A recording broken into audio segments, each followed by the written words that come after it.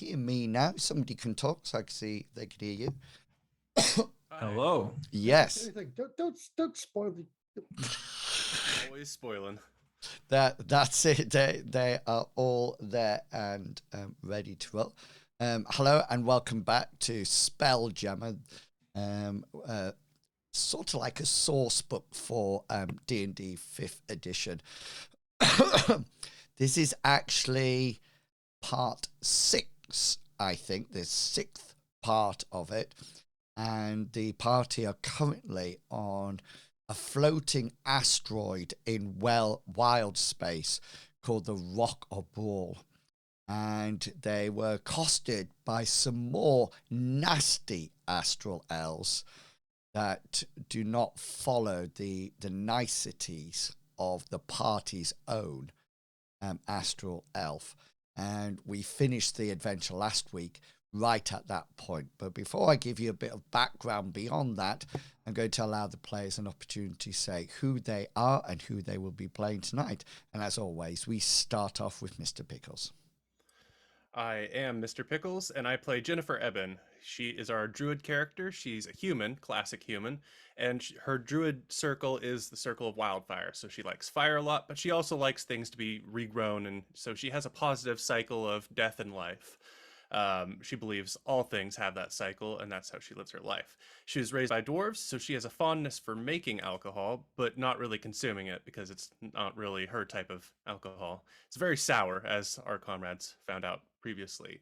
She's not very charismatic, and usually she'll say blunt things that she thinks, with her high wisdom, will help out the situation, like trying to get somebody into a drinking contest when maybe they have a strong disadvantage. But that's just what she does. She always smells like campfire smoke, and she doesn't really carry any weapons. She has some light, like leather armor on, but otherwise, she doesn't really have much in the way of the warrior look to her. And with that, I'm gonna throw the microphone over to Medivac. Why, thank you, sir. I'm Medivac, and I play Solvath Truthseeker. He is a Goliath barbarian from the mountains that once was his home and is now a strewn, desolate place, possibly. He is very handy with a very big axe. He tends to like to dive into combat to protect his friends. He's also trying to, but he's cooking. He likes to cook. He has his cook's utensils and he throws things in a pot and it could taste good. We don't know yet because he's not done it quite yet. He has a habit of charging into combat, like I've already said, but his friends do know never, ever, ever to stand in front of him because he will have a habit, he will have a habit of possibly going through them as well as the enemy. With that, he wears a loincloth, pretty much nothing else. Because, that's how we rock in the rocks. And with that, I shall pass on to Captain Kangaroo. Hey everyone, I'm Captain Kangaroo. I am playing Sanctus Aronius. He is a Astral Elf cleric. He's there to kind of help all the sinners and kind of help them on the path to salvation. As long as they're willing to pay the right price. And if they're not, honestly, he just kick their butt. But he's really here just also just to help out the rest of the crew, get their roles all nice and pretty, so that way they can kick the ass for him, and he doesn't really have to lift a finger from there. From there, I'm going to pass off the mic to Chugawugga. Hi guys, I'm Chugawugga. I'm playing Pericleus Simmersut, who is a 6th level arcane trickster rogue. So he's a rogue with a sprinkling of wizardry magic thrown in. He's a rock gnome, so he's only small. He stands around 3 foot tall. He's got light tan skin, cornflower blue eyes, a very large bulbous nose, and a well-maintained, and a well-maintained beard and walrus moustache. He's intellectual. He's got a passion for history and languages, and loves a good mystery or puzzle. When he's not adventuring, he likes to tinkering, usually coming up with weird items which do nothing at all, really, apart from overcomplicate simple tasks. And I shall pass on to Matt D. Hi, I'm Matt. I'm playing Ty, who is a wood elf monk. Ty grew up in a forest where he, learned how to hunt and kind of take care of himself and take care of the creatures around him. He's very much in touch with nature and all that good stuff. He's very athletic. He likes to sort of be. He likes to be very expressive in his movements. He likes to do flips and sort of do some free running all over the place if he can. Parkour. Exactly. He's a big parkour guy. And yeah, he's really upset that for some reason another species of elves has decided to destroy his home. So he's kind of taking that personally. Mm. And with that, I'll pass it on to our GM, Inwils. Yeah, thank you. Great character introductions. And yeah, the party had to flee their homeworld when it was attacked by what appeared to be crystalline vibes. They managed to escape via the help of a sailor on a spell jamming ship. And after battling various monsters and nastiness, including astral elves, they arrived at the Rock of Bral, and at that point their captain, who had brought them this far, said farewell to them, and they were left to their own devices. There was a Gif who is a bit like a giant hippopotamus called Commodore Krux, that the party went to see whether or not they could find out any information about the nasty astral elves. Jennifer got Sanctus and Commodore into a drinking game that Sanctus basically wiped the floor with the alcoholic Gif. So it was a pure sailing for Sanctus from beginning to end. Commodore Krux then suggested that they made their way to the docks where they could go on to his ship, what's called the Second Wind, mainly because he was worried about talking about the astral elves in such a public place. Although unfortunately on the way to the Second Wind, the party got attacked by astral elves. And at the end of the last session, we were coming to the end of the combat.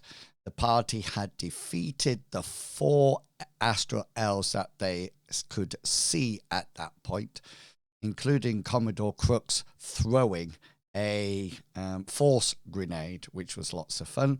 And at the end, you can see the party are all in the middle. The thing up at the top, this thing here, that is Jennifer's wildfire spirit. And over to the west, you can see Perry there, who is hidden behind a minor illusion of a crate. And I think that is where we left it last time. So we haven't had short rest, long rest, or anything like that. So we're just going to be continuing from that point. Just to remind you, you still have 3 inspiration points from courtesy of Medivac. And if you, the viewers, would like to support your favorite character or me as the DM, then you can give us an inspiration die, which means that they can roll a die against any of their scores or skill checks and take the higher of the 2. You could do that via donating 100 bitties or £1 to the stream. And if you do that, please make sure you put in your donation which character you would like the inspiration point to go to. Okay, so everything is set. Ty is up on the turn order now, and as far as we're aware, combat seems to have come to the an end where you are. Perry, you're looking down to the west, and you can see that this is a long straight road that leads straight to the docks. However, the other thing you do notice, there's various side streets coming off, and it seems to be a perfect place for an ambush. The houses are quite tall on both sides, and it's a bit like you would be running down, and anything could be fired down upon you. You are currently hidden. Yeah. And Ty, I put you on. We'll just say that you help beat up some of the Astra elves, and you're there as well. So yeah, we're not going into combat rounds yet, but everybody's free to start saying what they are going to be doing. I'm looking around for more things to hit because that's what I do. Yes. I'm listening. I'm using my danger sense so I can hear everything around me. Yeah. Does the danger sense just click off, or does it need a roll? No. It's just something that's passive, and it's basically I can't. Dex saving throws against effects that you can see while not blinded, dependent, or incapacitated. Basically, it's just Yeah, that's absolutely you get advantage on rolls. yeah. So from where you are at the moment, you can't actually see any other enemy. The one in front of you is quite nicely shut off. I think Sanctus's spirit weapon is still roaming about somewhere. I think it's a little bit next to, or just in front or next to you, Sol.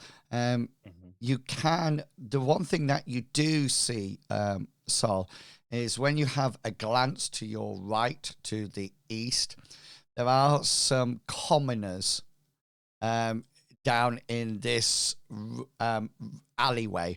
They don't look like they're attacking. They look as if they're more like observers, as if they've congregated to see what. Yeah. I'm going to stomp out. Did you know they were there? And as you turn around, they sort of like take several steps back, because if you remember from last week, there's no sort of like law enforcement on the rock at all, and they sort of like shuttle back, and one brave soul just says, "We're always going about our business. That's all." Did you know they were there? Who was there? Those bloody elves. No, we just came out to watch the fight. Right. Any more of them pointy ears around here? Apart from him. Yeah, I was going to say, yeah. They sort of like look around, and they sort of like they look at each other, then they all look at you and shake their heads. And one of them just says, "Can I just say thank you? Because I've just won 2 pieces of silver. I bet it against you guys rather than these other armored guys." That's really good. But you know what? If you're lying, I'll be back. Yeah, and they sort of like they seem to be huddled together. They don't seem to be dispersing. It's almost like they're wondering whether or not the fight is over, or there's going to be another fight or more of this fight. You can hear them commenting about the astral elf that is just in front of you, that is battered and bruised and bleeding. And you can hear them behind you, Sol, doing so I said, "Well, they really deserve that." Yeah. Did you see him getting sliced open? Wasn't that good? And that woman over there, she smells like a bonfire from beginning to end of the fight. So I'm just going to turn my back and like shrug and walk away. Yeah. Anybody else like to do anything at this moment in time? Now, Commodore, you're supposed to show us a way to a ship. Yeah, and he sort of like says, yeah, it's just we just followed this alleyway down to the docks. All right. He's lost his husky voice that he had last week. Oh, he's feeling a lot better. Yeah, the tea finally kicked in on him. Exactly. Yeah. I think at this point, let's all take a second and think about what we've experienced and think about the blessings we all had. Maybe hold some hands. Think about it. Anyways, I guess you show us the way, Commodore. Looks like we're all ready. Yeah. Is everybody ready to move? Does anybody want to say anything else at this point? When that conversation's going off, Pericles is going to sheathe his short sword, and he's going to get out his hand crossbow and put a bolt in. He's going to be keeping an eye out down that path that he's looking down. I will also give you his stealth roll, which I didn't give you at the end of his last combat, just in case you need it for any a passive perceptions. 28. How long does your minor illusion last for? A minute. A minute. Right. I think it was. Did I link it? Yes, duration 1 minute. Okay, so that's probably gone now then, won't it? Because we've had like a minute chattering and Sol talking, etc. All right. Okay. So that's gone, but you are hidden. I think you hid at the did a hide action, I think. But yeah. Okay then. So Jennifer, what are you doing with Mr. Wildfire Spirit? Well, thanks for using his full name. I would, since we've been ambushed, I'd probably want to go over to where he is so that I can do a glance down that alley, confirm that there's like no more astral elves. Then I'll give him a high five and he can go back to his house. Okay. So I will. I mean, I've got an hour, but you know, I don't need him here. He's got things to do. He's got fires to attend. Yeah, and yeah, you look down to the east, including the alleyway going to the north there. And as you look down, it seems to be the same things that seems to be happening as what Sol reported, in the sense that there appears to be commoners. They don't look like they're armed or aggressive or anything, but they seem to be stood around looking at what's gone down. And seemingly they are well impressed that there was a flourish of magic and some heavy fighting going on. So Gift's coming round to the front now. So he'll come down into this this alleyway there. If you would like to put yourselves behind, roughly, you can stand next to him if you wish. I'll just move him down one square so we've got a bit more room. Remember, your Alt key will allow you not to snap. If you... I was going to ask if you're going up on the roof then, but... Parkour. Yeah. Okay then.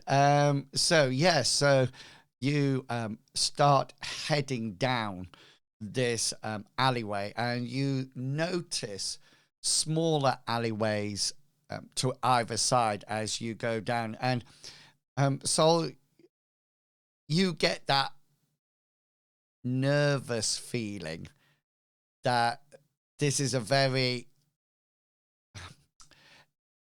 dangerous place to be. It's a perfect place for an ambush. It is, very much so. And what I would like you all to do, please, is I would like you to roll your perceptions, but I would like you to roll it with disadvantage. Now, this is because this danger sense. I have an advantage on dex saving throws against effects you can see while not blinded, deafened, and incapacitated.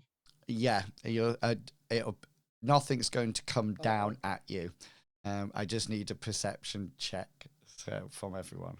At disadvantage. Yeah. Oh, Jennifer. Well, I guess I won't take the critical. I have to do it twice, right? Yeah. Look at all those high scores. Oh, no. Okay. 20 is my lowest one, but yeah. So okay then. So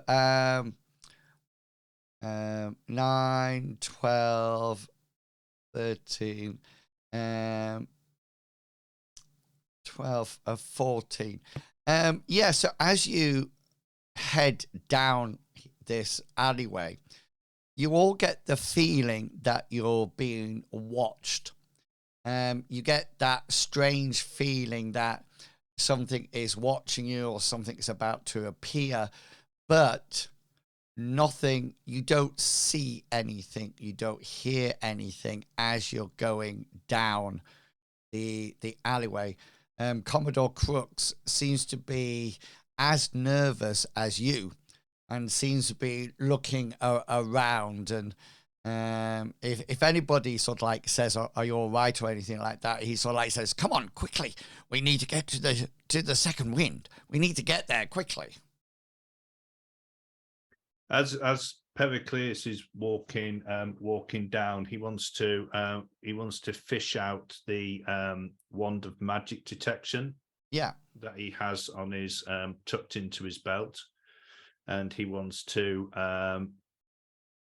hold it in his other hand and be actively seeking for anything magical around, hidden people, invisibility, or things following us. So as you move down the alleyway, you sort of like cast the detect magic to see if anything is magically there somewhere, but there seems to be no magic emanating from any of the places that you can see. Obviously there might be magic behind closed doors or windows, but apart from that, it doesn't look like there's anybody following you or that you can see.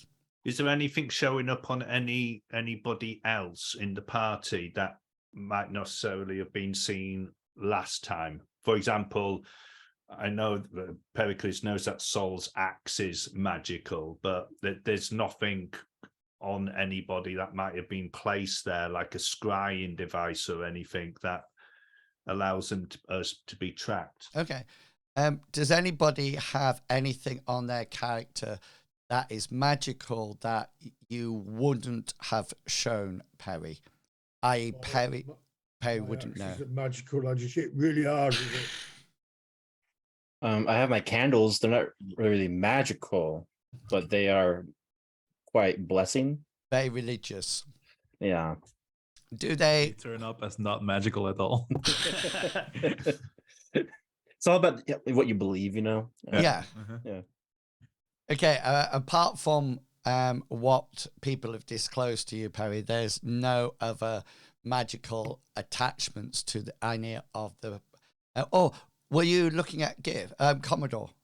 Is there anything within sort of like a 30 foot sphere it is? Yes, so he doesn't seem to be magical. It does look like one of the pistols on his belt is magical, and also quite unusually, if you remember, he has a pipe, and that also appears to be magical. Okay.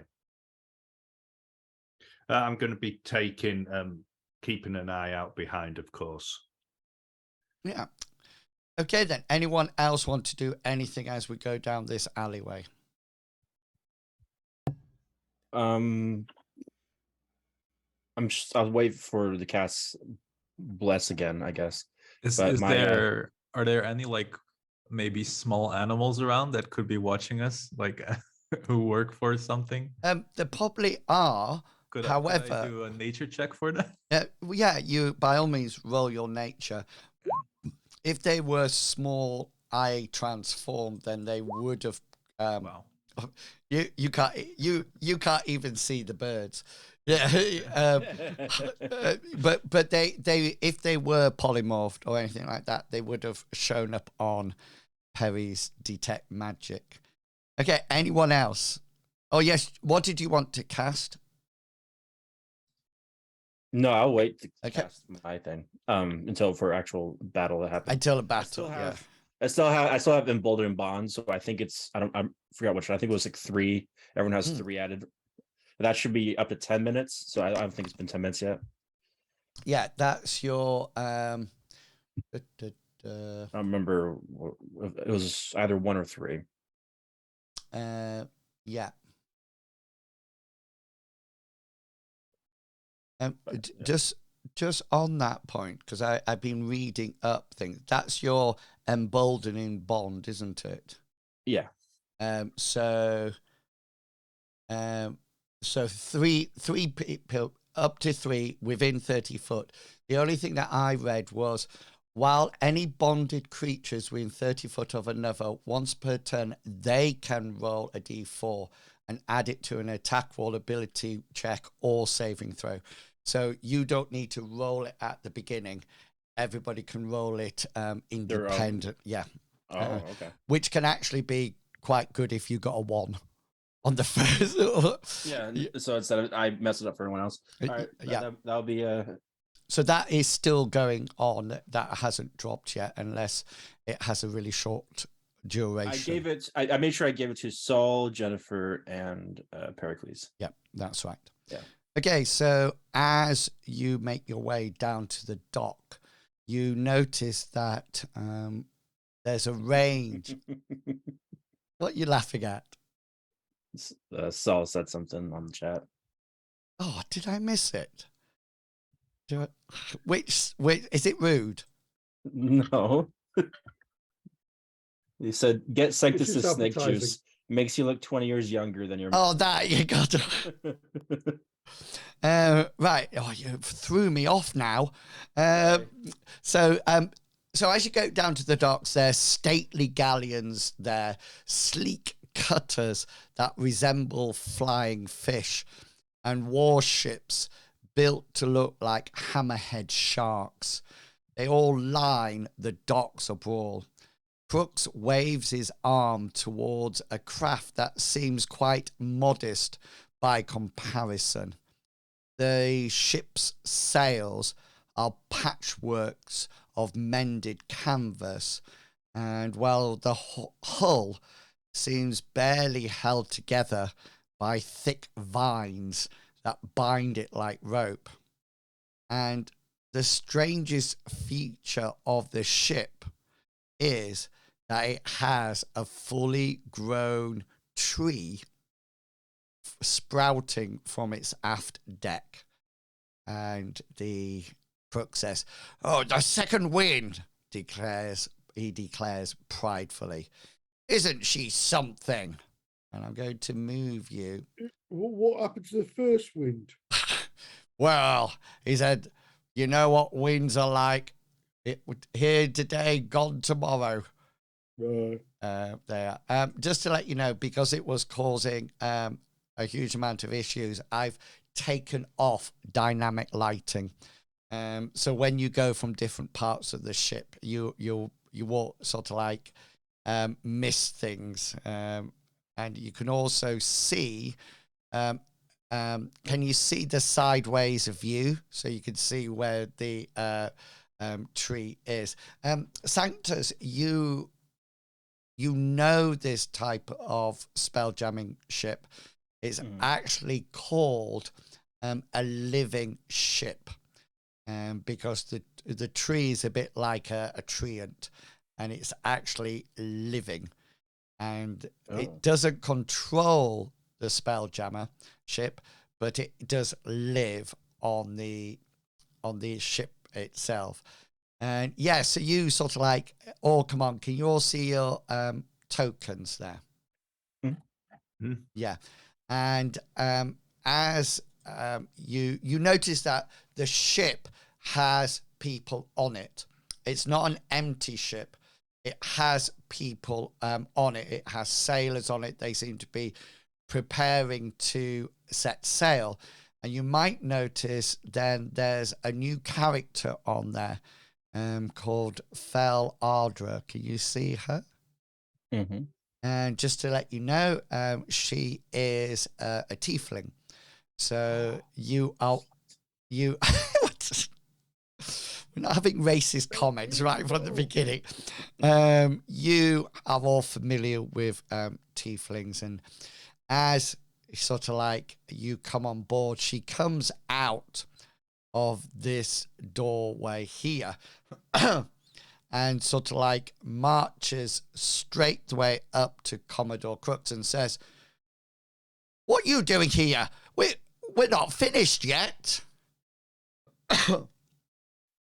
And Krux always says, "Oh, my friend, Fell Ardra, you can call her Fell." And he sort of like gestures round to the rest of the party, and Krux says, I'm afraid I need my ship back." And Fell Ardra says, "What? No, I paid for the ship. I've got at least another run to do of my business." And she sort of like looks around at all of you, giving you, Sanctus, quite a sidewards glare as she notices what race you are. Yeah, and he sort of says, Crooks says, no, surely we can come to, and she says, "No agreement at all. I've got this ship for another," and you approach like you came from the north there, so, and she sort of like looks up to you and sort of like says, "Oh, hello, big boy." Hello, Missy. Are you one of those girls that was made from a demon? Oh, she says, she looks at you and she says, "Well, I can be if you want me to be." And she lowers her cloak to reveal her tentacles. Oh, yeah, rather quite nice, aren't they? We've got business with Commodore Krux here. Now, I don't know what... Did Sanctus just move away then? So like just move slightly away from the tiefling. Yeah, sorry, Sol, carry on. I don't know what the situation is with this is my ship, this is your ship, but we've just come here to discuss things with this Krux that maybe can help our world. Really? So if you can give us a bit of time on here, we can sort things out maybe. I don't know. She sort of like looks at you. Do make a I always forget what it is. Is it influence in this game or intimidation? Well, it's up to you. If you want to intimidate, that would Persuasion, have maybe. That would have. Is it persuasion? Yeah, I always forget whether or not it's influence or persuasion. Intimidation. You could be intimidation if you want to be aggressive. I don't want to be aggressive, but I want to be lenient. I will do persuasion. Okay, then go ahead. No, bugger it. Tell you what, I'm going to limo. No, persuasion. Not disadvantage. Normal roll. Well, Be good. No. And she sort of like looks at you. She says, "I'm sorry," and she puts her hand up like this to you. I have paid in advance for this ship. I've got one more day paid for. And then she thinks for a while. Xaryxis is going to move. He's going to be moving around when this exchange is taking place, and as she says that she's paid for it for one more day, he's going to say, "Excuse me, how much have you paid? How much is it? One more day." She says, "Well," he says, it'll be 400 gold pieces left for a day." And Commodore Krux turns around to you, Perry, says, "This is a mighty ship. She's worth that amount." How long is it going to take you to talk to us? So I talk. That's why we're here. Yes, that's why we're here. You're going to talk to us. How long is that going to take? Are you talking to Commodore Krux? Yeah. He says, "I want to talk to you." And then he says, I know a bit more information that I wasn't prepared to talk to you about in the tavern, but I know something, and yeah, we need to visit somebody using my ship. And Fel says, my ship at the moment, 500 gold pieces at the moment that I still need before I hand it over. Maybe we can come to some sort of agreement. You need the ship for something. Maybe we could help you with that, and maybe that would allow us to, I don't know, get that over with quicker so that we could then get on with what we need to do because, well, lives are at stake. And she sort of like says, you want to come with me on my next? And she looks around, it looks a bit sheepish and says, trading mission?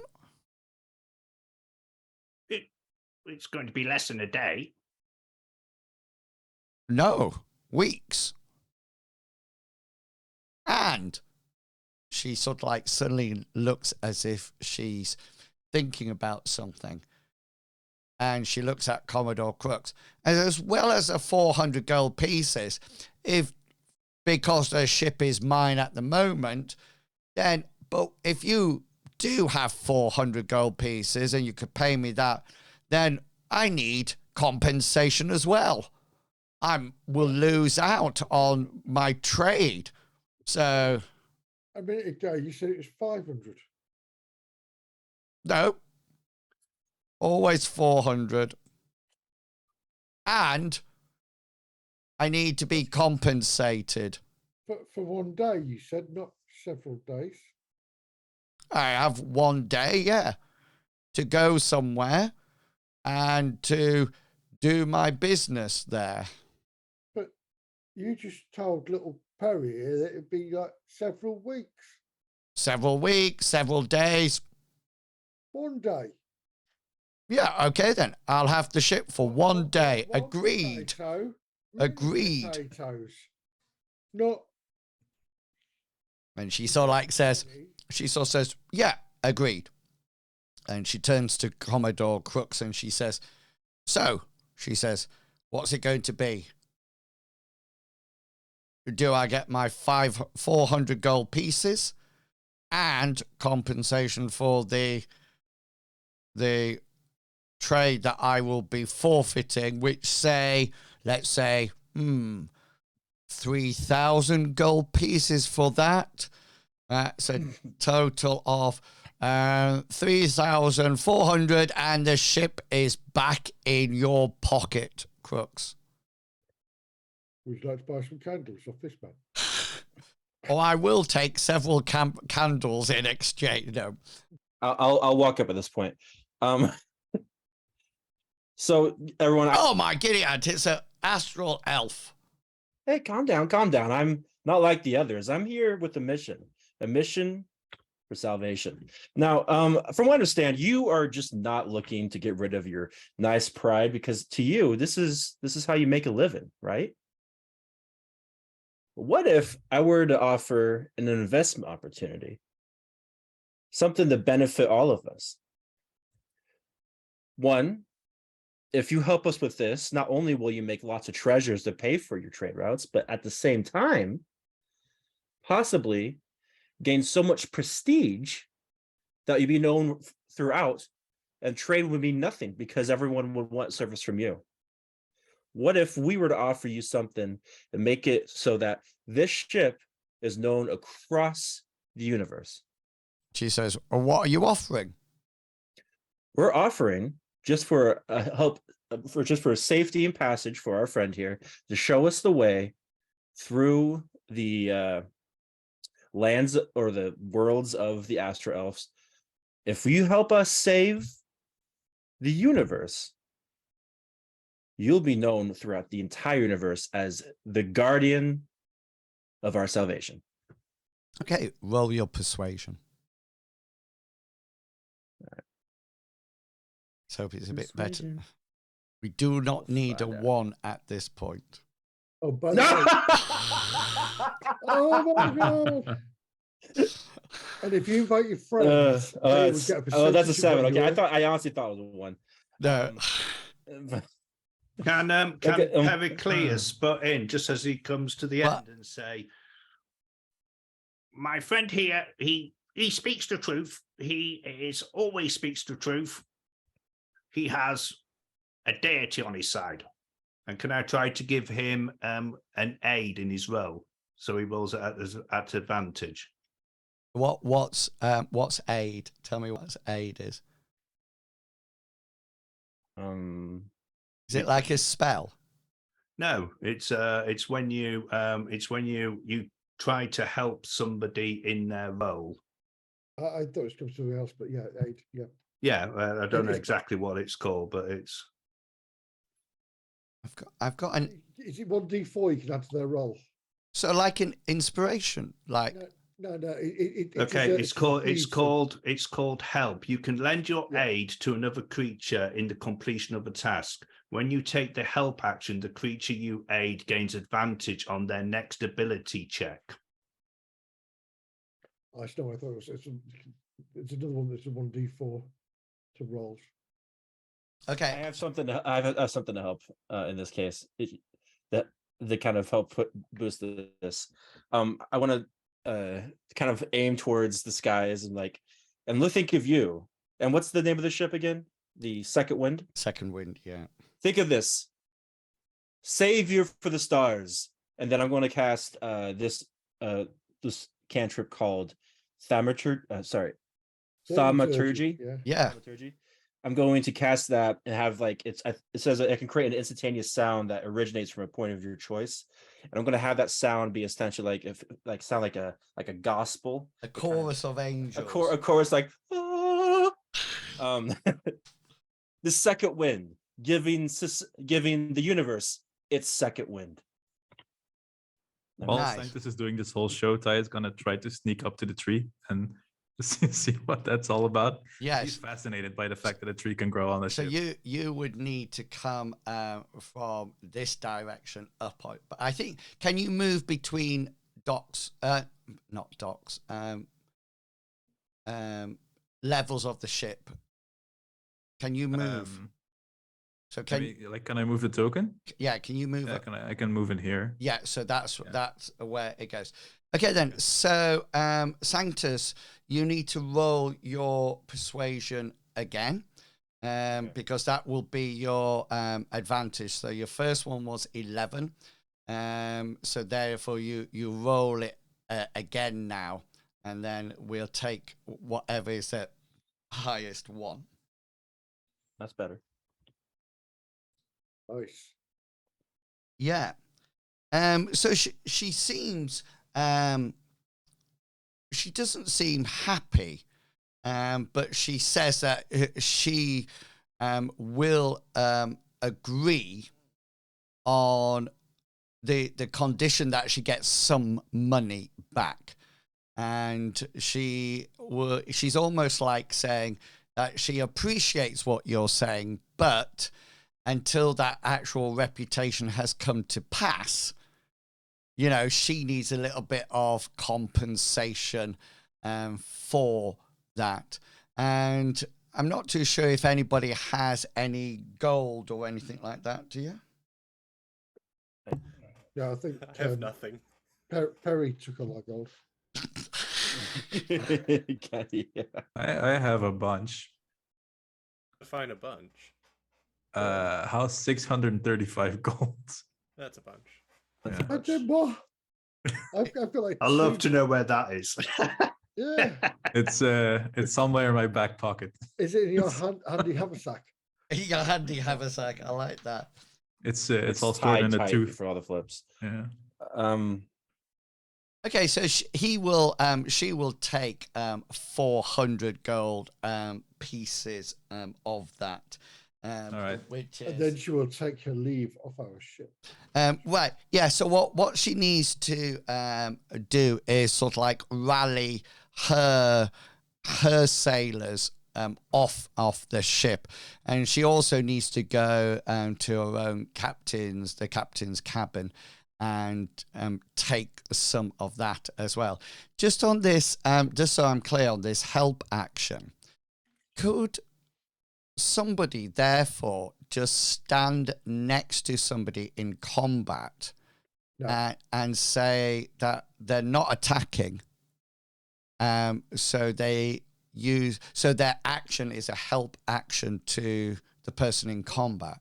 No, that's a different type of. It's different from in combat, and basically they do the same, but it's not classed as a help. They basically try to distract the person by doing fates and stuff, but don't attack, and the other person would get an advantage. Yes. Yeah. So I was just thinking, can you see where you all are now?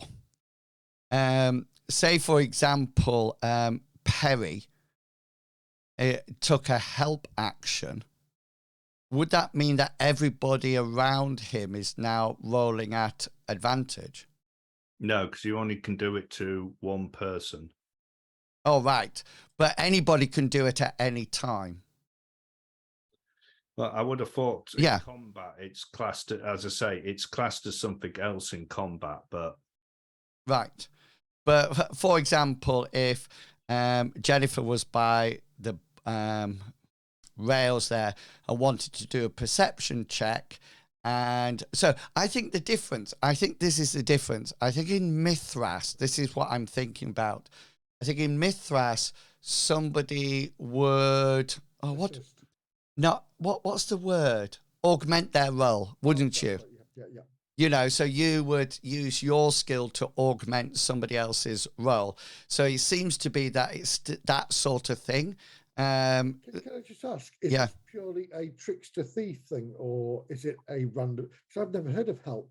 No, it's a normal thing to do. We've never used it. That's Right. very strange. Yeah, if you go on to D&D Beyond, yeah, it's No, it's all right. yeah. Well, it's actually well, anyway, it depends on because what. there are skills and spells that So plus dice rolls to augment. yeah, so help is actually an action in combat. I've just got the player's handbook open here, and it says you can lend your aid to another creature in the completion of the task. When you take a help action, the creature you aid gets advantage. Alternatively, if you aid a friendly creature in attacking a creature within 5 foot, you fate and distract, and your ally's attack is more effective. So basically it's a combat action, but it will work no matter what, and it always means that you will get advantage. I'll be using that on Thursday. Thank you. Yeah. Well, I think it also depends on what skill the person is using to whether or not they would get it. I mean, I would have thought it was difficult to, justify it being on a perception check. Yeah, I can understand butting into a conversation and going, "Oh, Yeah. but, which is what you did, which is brilliant." But yes, yeah. But perception, you could rationalize it, because you could be saying that there's 2 people looking in the same area, so there's a double chance of seeing something, which therefore would be an advantage. I think the only time that you wouldn't be able to do it is, say, for example, if 2 people are trying to hide. Unless one person's throwing a curtain over you. And so I'll throw my cloak over this person so they can have an advantage. Well, it's like spell casting. You wouldn't do that because you didn't know the skill. Yeah. Well, it's also, if you help, then you're not doing anything, right? So only one person would be hidden and the other would still be. Yeah, so it's yourself. It's an action. That's what it is in combat. But I was just thinking, I've been thinking a lot about wizards at the moment, and I could actually stand next to somebody, not casting a spell, but doing the help action. So I was actually helping it in some way, which would be nice. Did you know a wizard staff has a nub on the end? Is this a rude joke that you're going to say? It's a true Pratchett thing. All right. Okay, just before we finish off this bit, can you tell me what you see on the map?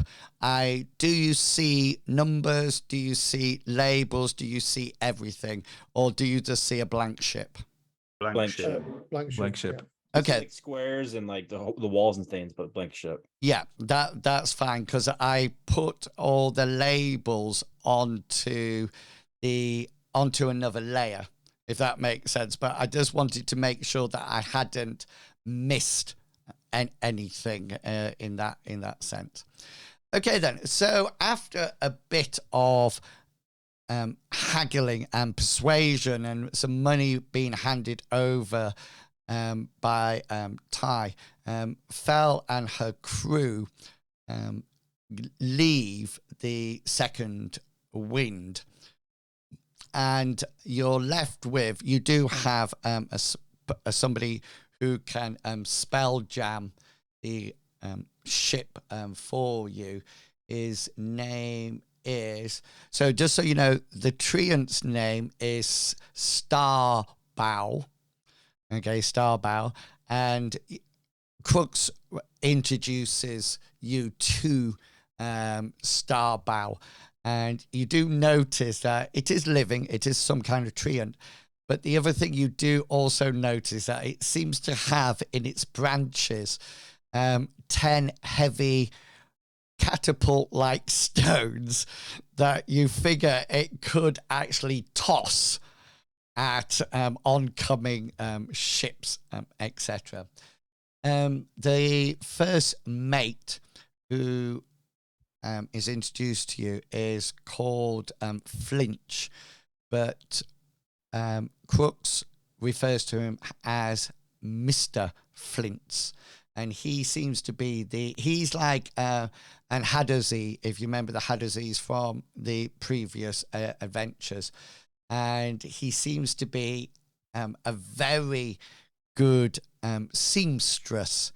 And he sort of like, when he gets introduced to you, he sort of like eyes you all sort of like up and down, in sort of like looking, and then he sort of like turns his attention to you, Jennifer, and he sort of like comes a little bit closer and he says, "My dear madam, that cut does not suit your figure at all. I think we might need a dart here and a twist there and a hem here." And he starts to sort of like pinch your dress or whatever you're wearing and putting up as if he's some kind of tailor. Well, he sounds very confident, and my upbringing has taught me not to disagree with that, even though my clothes are comfortable the way they are, is what I'll mumble. The last part, at least. Yeah, and he sort of like says, "When we get to the next town, I can make you a new set of clothes, don't worry. Something that is more, well, better for your figure, I say." And then he sort of like heads off, and he looks at you, Sanctus, and Jennifer, you just hear him say, "I can't even talk about that." And sort of like continues. It's supposed to be form-fitting. I totally cannot even look at it.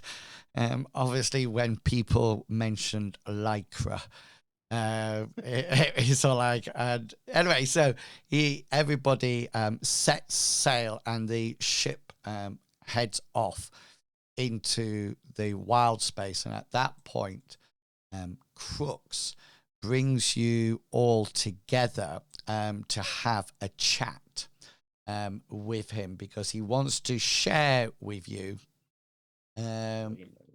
what he was talking about beforehand.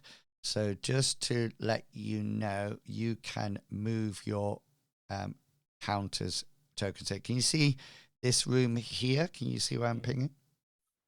Yeah, so that's where you are. That is the captain's quarters. I don't think you'll all fit on because of the scale. Well, Soldiers are like, he's bent up.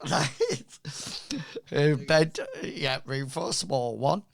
Yeah, and you're all sort of like, I'll just stick my head through the door. yeah, from the deck above.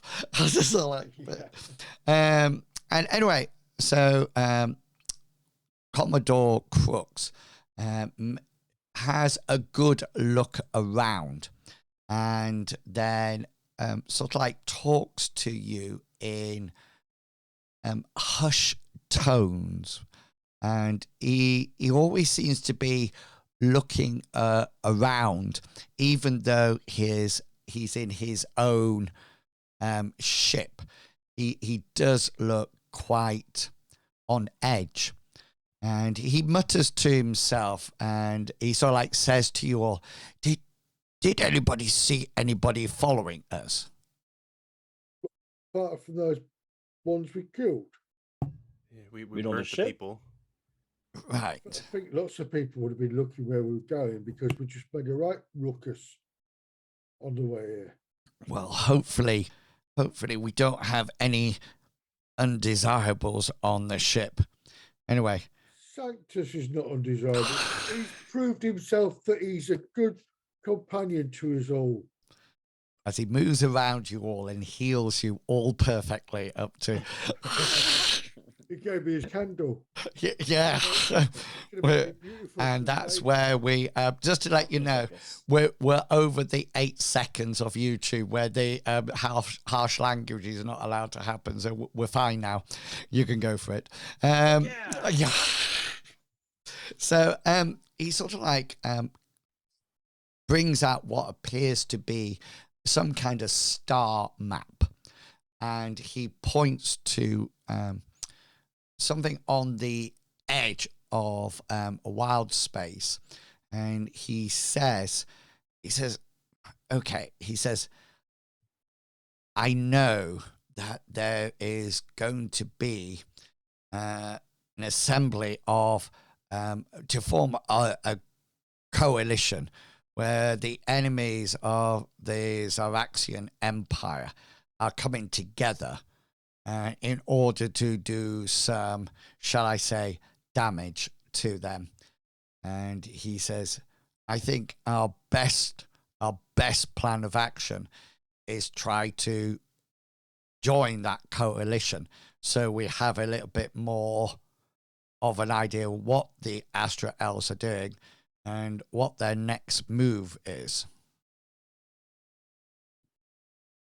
So I'm a bit slow. Could you maybe explain to me what the Xaryxian Empire? What's that?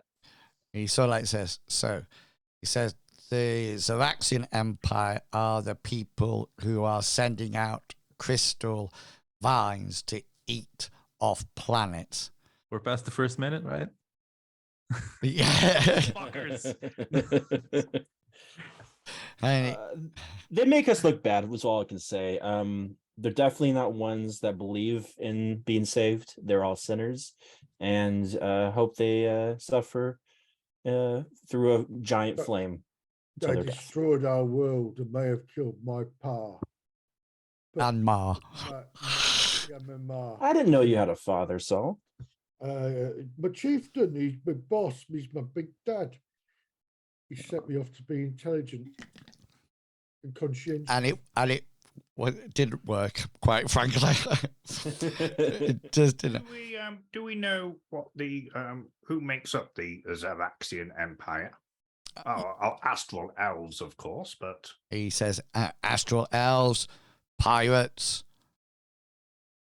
mind flayers, anybody who wants to Neogi pirates, anybody who's on the dark side of this wild space will join up to them.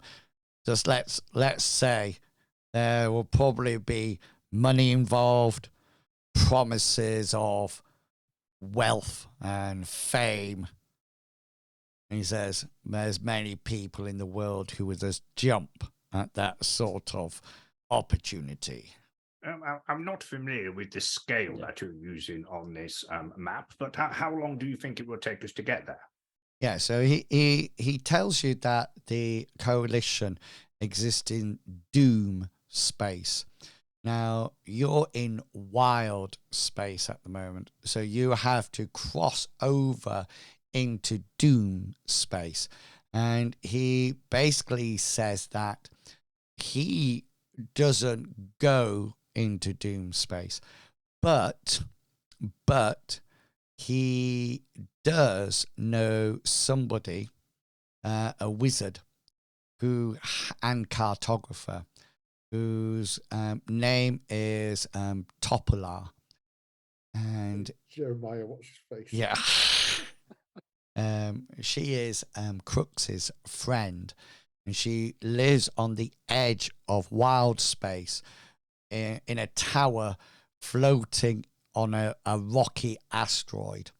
And his what he's recommending is that we take the second wind and you fly across wild space to Topola's tower to meet his friend, and hope that she's able to give you the map that will allow you to go across doom space to join the coalition. Well, Pericles has been listening intently to what he said, probably with his head round the door, because he's sort of like on the outside. Does what Captain Commodore Krux is saying, does it seem believable? Is he telling the truth? Are you asking whether or not? Yeah. Are you saying, do you want to roll an insight roll? Yeah. Mm-hmm. Yeah. Well, roll an insight roll then. This party, you don't trust anybody at all. Anybody at all. He appears to be. Where Pericles is coming from is that, sort of like an hour before, this guy was quite happy, just sat in a tavern drinking his life away, and then all of a sudden he's wanting to travel across wild space into doom space for a group of people that he's never met before. That was Pericles' sort of like thinking when I wanted to make an insight check. And I would just say, welcome to D&D modules. Sometimes I don't think there's much. D&D modules, where Mr. Pickles and I were talking about it, are very linear. Yeah, I was happy building dolls for my door. Oh, yeah. Yeah, it's just sort of like, no, this is what you're going to do.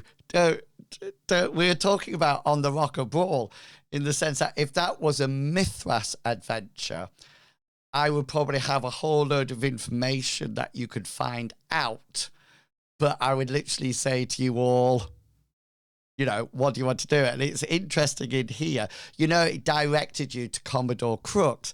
The paragraph underneath it says, if the players do not go promptly to Commodore Krux, somebody will come up to them and say, it is important that you go to Commodore Krux, and sort of like push you through the door, They are like go A, B, C, D. Yeah, and they're very linear, and then that's it. So, yeah, he seems to be telling the truth. Okay. So how long would it take us to get to the friend of yours, Topolar? Yeah, let me just. It's on the edge of wild space, so it's going to be some time, weeks rather than months. But yeah, the second wind. One thing it doesn't actually have is second wind, so it's not the quickest of a spell jamming ship. And plus, from what you've seen before, it's very battered and torn, so it's not operating at peak efficiency at the moment. Okay. Why is that? Say again. Why is it not working on at peak? Because if you remember, the sails are all patchworked, and the actual boat looks like it's been tied together with vines in places. It's the Mr. Flinch is a good seamstress, but not 100% the best. But the ship is moving, the second wind is moving. and it is on its way, across wild space to doom space. What he's saying is we need a Bartleby. Everyone something needs else. everyone needs a Bartleby. Yes, so we got to this point now that it's up to you the sort of things that you would like to do at the start of the journey. Is there anything that you would like to be doing or anything like that? Have we set off? Yeah, you're on your way. Oh, okay. Yeah, go for What it. he does normally, and he's going to go onto the deck. He's going to get a mop, a bucket, And start to mop. Yeah, exactly. He's going to Nice. look like the best, tiniest ship ever. Do put yourself onto the deck. Just to let you know on that's it, brilliant. Can you see this room? Yeah. And this room next door to it. Those are crew quarters. That'll be where you stay. The little vine-shaped things that you can see are the roots of the tree, and that goes right the way through. Next door to the captain's room, this is where the spell jammer is. And the room here at the end in 13, that's the brig. So that's the prison there if need be. If there's any other parts of the ship that you would like to. I'm guessing that's the captain's quarters. No, you were in the captain's quarters. Number 3 is the bridge. Right. It's where all the steering and things like that happen. At some point before we probably set off, Pericles wants to go to Ty, and without saying a word, he's just going to sort of Stab like him. put a he's going to put a pouch into his hand that and then just walk away. He's not going to say anything. It's Viagra. Yeah. Okay. I'll check what's inside the pouch. It's got 200 gold pieces in half the amount that you paid Oh, cool. for the Okay. Where's to all the get money us come to from? get us further. Get that. I have 2 gold pieces. Man, Paid.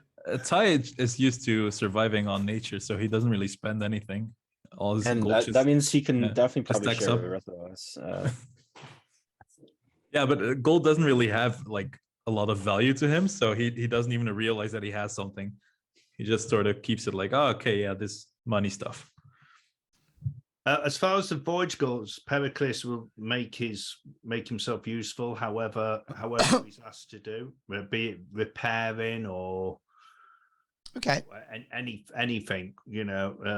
Ideally, stuff to make us go faster. He'll try to do. Okay.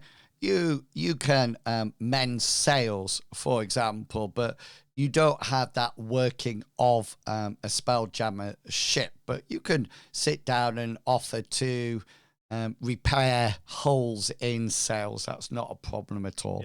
Yeah. He'll partake in that. So Jennifer, Ty, and Sanctus, what would you like to do?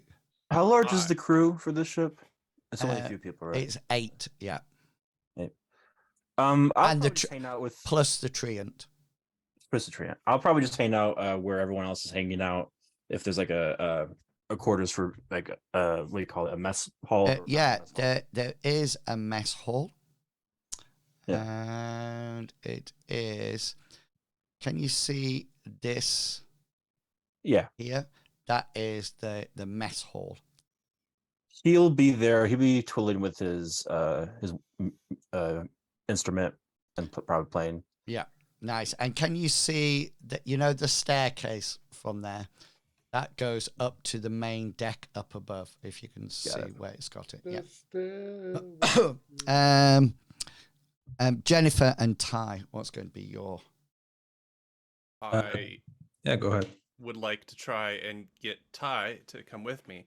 Oh, Ty, we have a beautiful opportunity here to commune with nature again. Yeah, that's what I was going to do. Okay, so Yeah. Are you I going to think set we should- fire to it so it goes faster? So no, Ty we has should go up to the top for the deck. first time in this entire adventure, Ty has seen something that made sense to him. Oh, Yeah, we go. let's go Oh, to the tree. Yeah. yeah, And then once we're at the tree, I'd like to cast a spell. Okay. Fireball.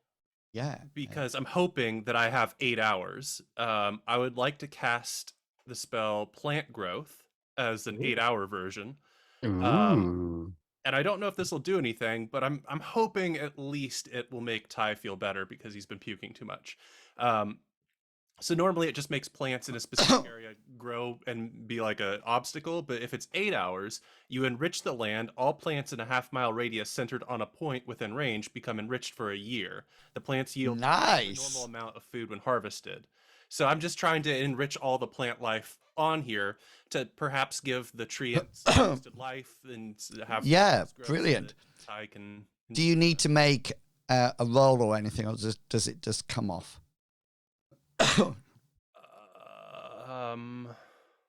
I will give you my point of inspiration for that. That's really good. I don't think there's anything. There's a verbal and somatic. That's something else I find one of the biggest differences between Mithras and D&D. You don't see if your spells work. The majority of the time, they just work. Happen. Yeah. Yeah, you know, and that's why I keep saying. I lost all that because I What? Sorry. lost that because my headphones died. All right. I was saying the difference between, for me, D&D and Mithras is that in Mithras we're always rolling to see whether or not a spell works, but D&D seems to be they work, and that's why I keep saying, do you need to make a roll for that, or does it? Yeah. Okay then. So is Ty up there with you? Yeah, Ty is gonna watch the tree and watch the plant growth. It's obviously like a very beautiful moment for him. Yeah.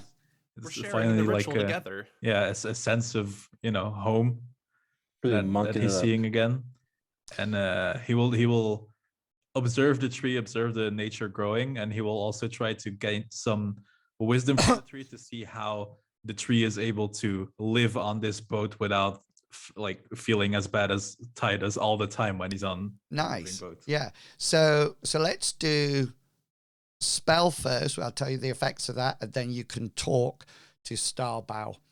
Yeah. So you cast the spell, and you can cast it with 8 minutes. That's not a problem at all. And what you see is that you see cuts in the bark when it might have been hit by something or chipped by something.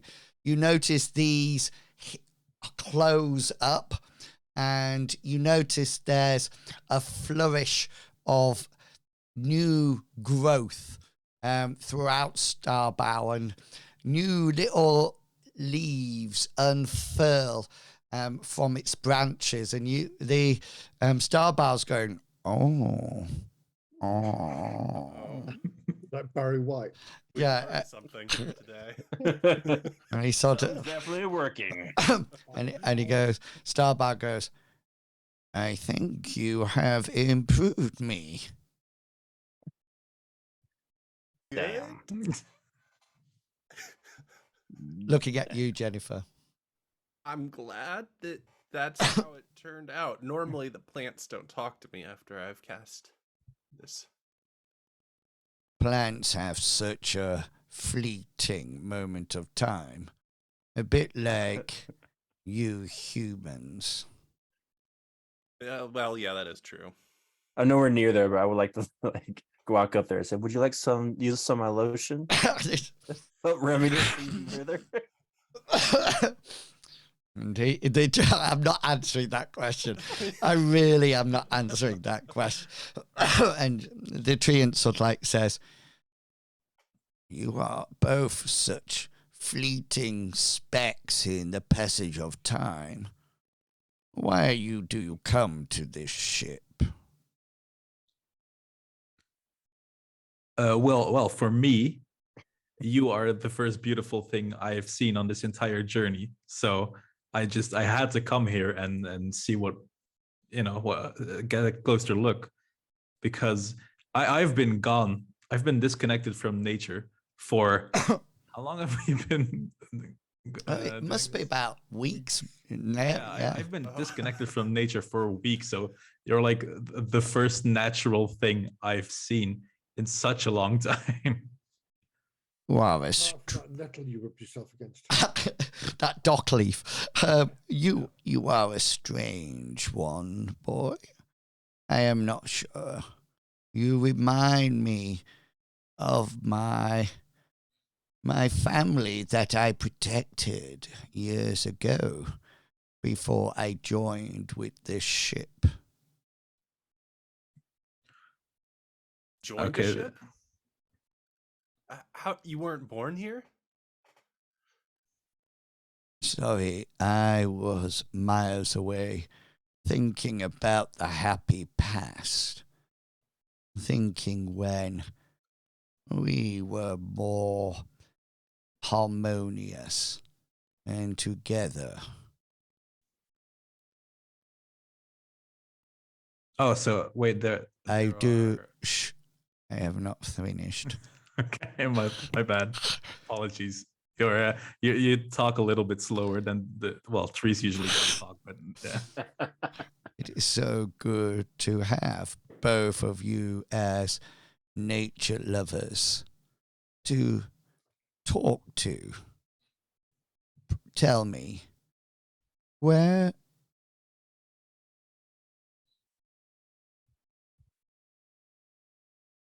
do you come from?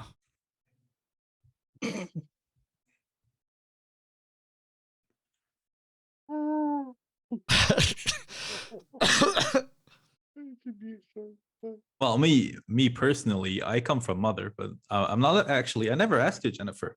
Where did you come from? I was found by dwarves, and they thought about brewing me, but then decided at the last minute that that would make a terrible ale, is what they told me. You are a worker of nature, are you not? Yeah.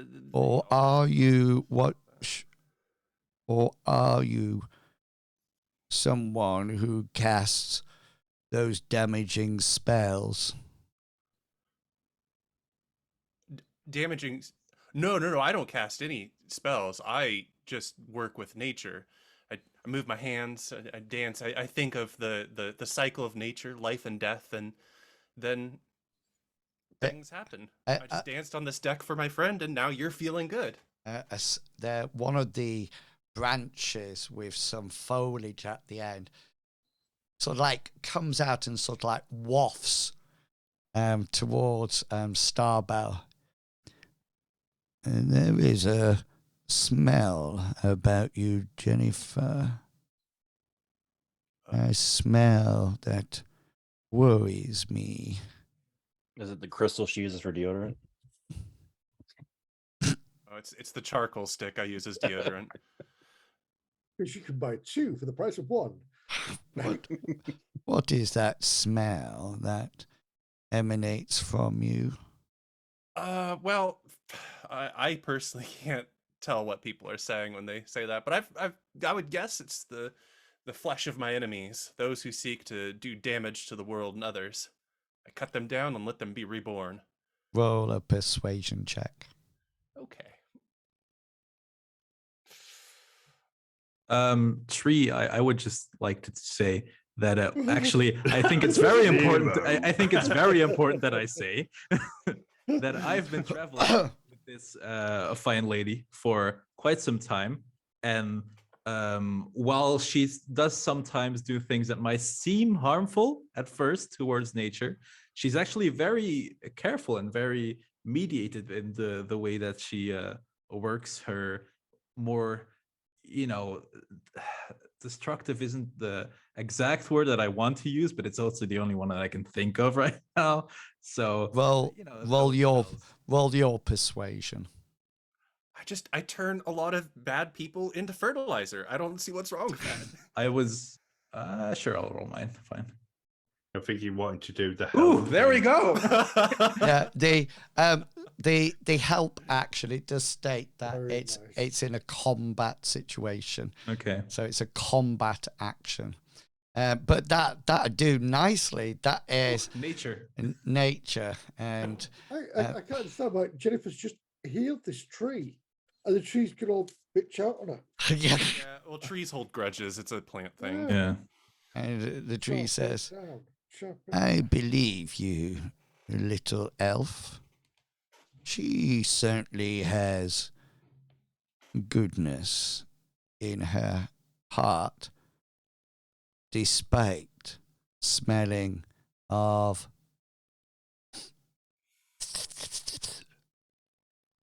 bonfires." Oh no, he's got a normal sense of smell. I will stay quiet for a while just to. And the leaves on the branches sort of like go and shudder somewhat, as if a nightly breeze has passed through them. So yeah, Ty will stay quiet for a while just to not, interrupt the tree again because he is a slow speaker. And then when he's sure that he's finished talking, he'll ask, so can I ask, when I came here on this ship, it felt very, well, unnatural to me. And I'm not sure, did you have a similar experience when you first boarded this ship? And did you find anything that maybe helps with that? Because I could really use that. Sorry, I was sleeping. What was your request? No worries, it happens. What I was saying is, when I first came on this ship or other ships, I've always had trouble, maintaining my balance because it doesn't feel as sturdy as the natural ground usually does. So I was thinking that maybe you, as another more naturally oriented creature, would have experienced something similar and maybe know how to deal with this. Starbow says, "I can help you with this." And you suddenly notice that parts of branches and leaves come round and down and sort of like wrap around you, Ty, and bring you up into the tree, into what would normally be the canopy of the tree. And as you're getting brought up, you notice that pieces of branch and twigs all sort of like fold over and interlock upon itself until there seems to be a perch. And the Starbow says, "You may rest here and be with nature and myself. And you can also look down on the others. But please, You perv. do not touch my boulders." I'm sorry, or what? Don't touch him. My boulders. They are for if we get attacked. Okay. I toss them. Oh, okay. Yeah, I understand now. I see. So Ty is in a fond embrace with Starbow. What, Jennifer? What are you going to do as this happens? I guess I'll mumble, "Lucky." Yeah, Ty will meditate here. Seems like a good place. Okay. Yeah, my goal is just to go to where I belong. Then otherwise, once I've completed this ritual, I'm going to the kitchen to try and make some dwarven ale. Excellent. Being conscious of the time, and it's 29 minutes past 8, I'm going to take a long rest because something's going to happen. Well, do you know, it's funny you said that because I was just about to say that we will break for 15 minutes and that will be the same as a long rest. Okay, so when we come back, I'm going to ask, whereabouts are you on this ship? But we'll take it that you've had a long rest, spells are back, hit points are back, anything else that any innate ability that comes back after a long rest, that's all done. And we'll start part 2 of the session, the second half of the session tonight, in 15 minutes time. So it'll be 1:45 the hour. And Ty, if you want to spend your time up on the tree, that is absolutely fine. Oh, there's nowhere else I'd rather be. Nowhere. And just to let you know, before you go, I'm just seeing if there. Yes, number 8 is the galley. There. Can you see where you are there, Jennifer? Yes. I didn't see the number, but I appreciate you dragging me there. Yeah, just opposite you here. This is the pantry. Oh. And then, of course, where Sanctus is at the moment, that is the mess hall. Very nice. Okay. And of course, you know what's to the other side. Okay, people, we are going to take a 15-minute break now. So go away, grab something to eat, grab something to drink, and we will be back at 1:45 the hour. We'll see you real soon. See you then. Okay, you are clear. Do we have a picture of the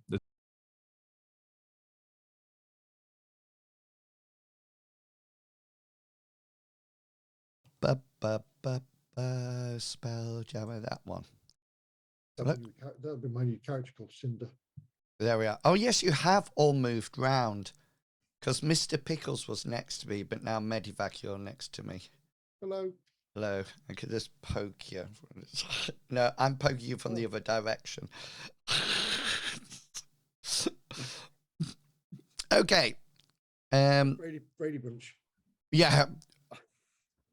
So you've had a sleep, and it's the start of the next day. And what I would like you to do is probably about 10 o'clock in the morning. So place your character token where you think you would be and what you would be doing. Very clear to probably be up on the main deck, completing a task of whatever's been given to him, repairing sails, helping, moving stuff. Yep, cool. So you'll be on the main deck. Sanctus will probably still be playing with his loot down, has a spread of his items out just in case anyone might be interested in Selling. It sounds like a garage sale. Or something. I've been playing like a little bit of singing like, "Oh, Lathander, you make us so youthful and vibrant and sexy. You truly are Lathander." Just roll your performance. Yeah, let's do that. That's always a good one. Was that Barry Manilow? That was. Yeah, I thought so. Just see how is he. What? Yeah, that was Barry Manilow.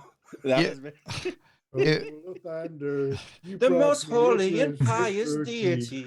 Truly no one like Lathander. He has been selling a lot of candles. Well, Sanctus, roll a D6 for me. Nice.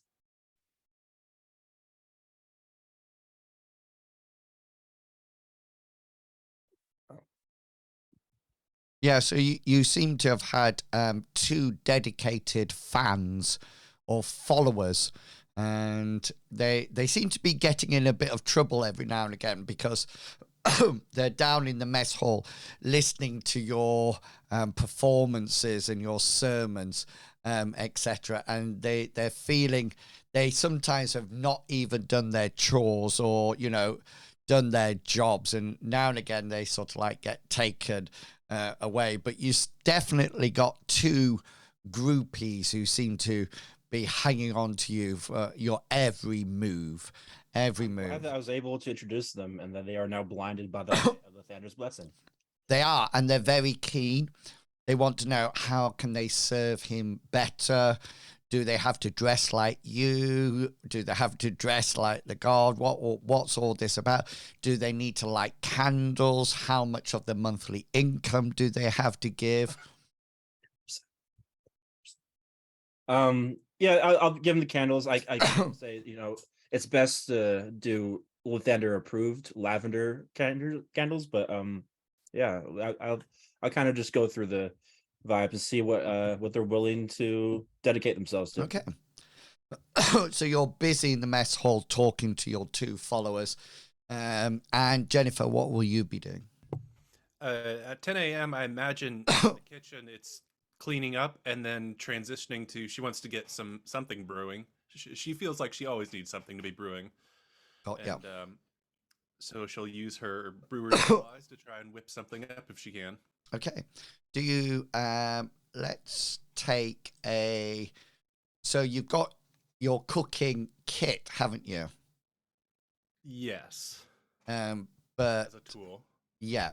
So that's a tool. So you roll a d20, but add on your intelligence modifier to it. All right. A d20 plus my intelligence modifier? Yeah. Okay, a d20. How about a 3?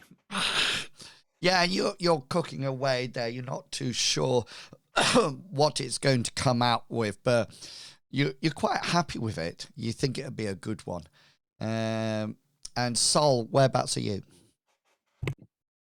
I'm on the top. Oh yes, yeah, behind the tree, and I'm just like sweeping and scrubbing and yeah. making I sure remember things are now. fine. Yeah. I'm just literally moving around the whole of the ship, just making sure everything's perfect. Anybody that stood still, I will Glare at. glare at, and I will make them help me. Okay.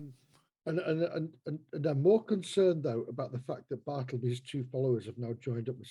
Yeah, they've swapped games. Sam and Decker are now in this. That's it. I was looking through the names. Yeah, Sam and Decker. Ty, where are you? As if we need to ask.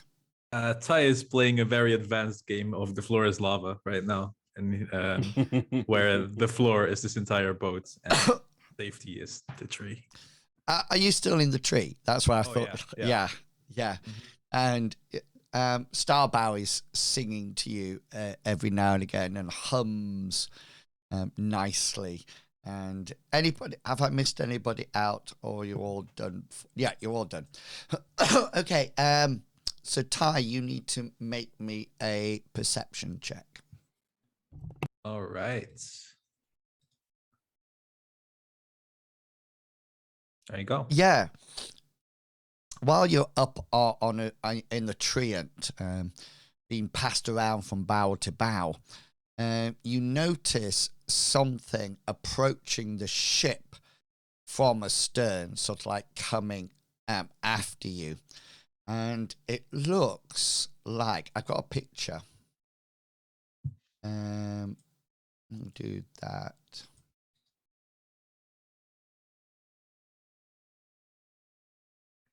Can you see that? Yep. Ship? Yeah, it looks like a giant jellyfish. And it looks exactly like that. But the other thing that you notice is that there appears to be a flamboyantly dressed figure inside the glassy dome, if that makes sense. And he seems to be, the jellyfish seems to be approaching fast from astern. Ty, you have seen this. We'll come to you. Starbow, is that normal? Is that a thing that happens up here, or should we be worried? He sort of, I've been watching that for some time.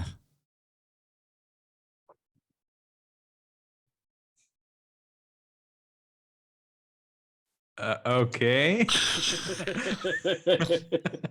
I'm never sure if more is coming.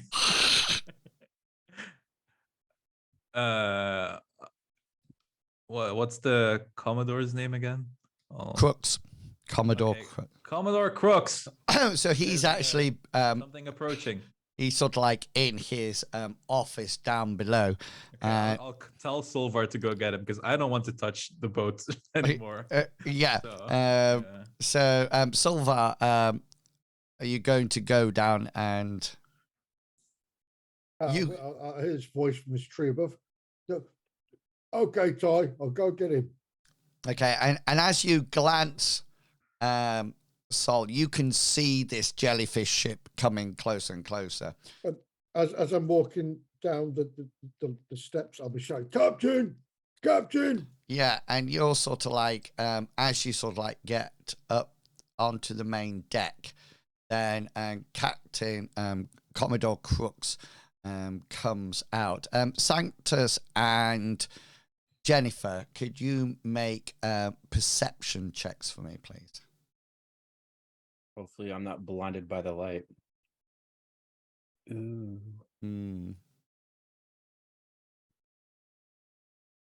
Oh, I'm you've got your head in a cooking pot that you're cleaning inside or something like that. Do you want to roll your inspiration for this?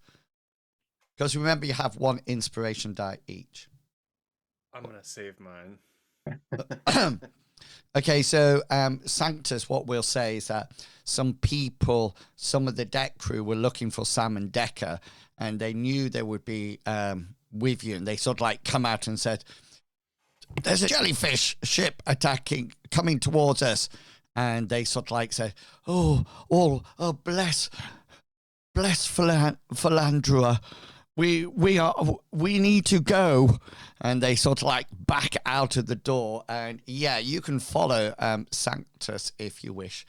What would you like to do? I want to follow to the danger. Okay then, yeah. Fine, I will. Fine. I will follow.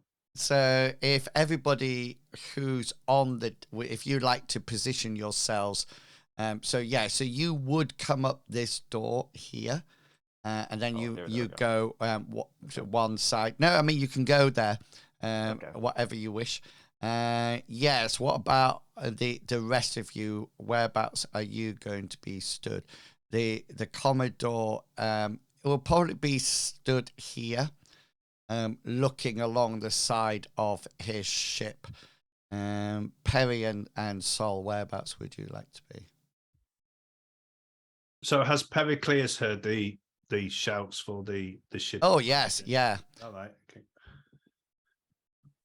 Does it look like people are getting ready for combat, or? Yeah, they don't seem to be. They seem to be not used to a jellyfish of this nature, sort of like appearing. They don't seem to be. They seem to be preparing. Let's say. They don't have weapons drawn or anything like that at the moment. Okay, so Pericles wants to be making his way up to the back of the ship. Yeah. So he can get an idea of if it's going to pull going to pull alongside, which side it's going to pull, and then he can move to a corresponding side after. Yeah, so that's fine. Put yourself on this. As he goes up, is somebody arming the ballista? No, nobody's arming it at all. Sol, whereabouts do you want? Are you? I'm going to be with the captain looking over at this thing. The captain is looking at the thing. I've got my axe in my hand, and I'm like looking, kind of like with a bit of awe. And also a bit of like, this is a challenge. Yeah, and so the jelly. Change my position before. Yeah, go for it. I'm gonna go because I usually like to be right in the middle of everybody, so I'll be right there. All right, continue. Sorry. Oh, where did you hang on? Oh, perfect. Now, can I just say that you chose to move there? Yeah. You chose to move there. Perfect for a fire. I had nothing to do with it. Okay, then. So the jellyfish doesn't pull alongside Sol. It seems to be at a distance. And you sort of like can see this flamboyantly dressed person inside it. And as you're looking at him, you can see that he's carrying a massive trident. And all of a sudden, he disappears from inside the glass dome. And at the main deck, that's anybody who's on the main deck will see this, a magical doorway appears on the deck, and the flamboyantly dressed figure steps through it, brandishing a trident, and the doorway closes behind him. Sparkling light surrounds the figure, and then he says, "Oh, you are heading to Tupalar's tower, are we? I don't think so. My friends in the Xaryxian Empire don't want you meddling in their affairs. But please forgive me. I have not introduced myself. My name is Astane. When the elves came looking for a suitable world to nourish their star, I suggested yours. It isn't every day I get to witness the destruction of a planet. I promise it will end beautifully, even if you are not around to see it." Okay, then. So let's have, just when I get his token onto the...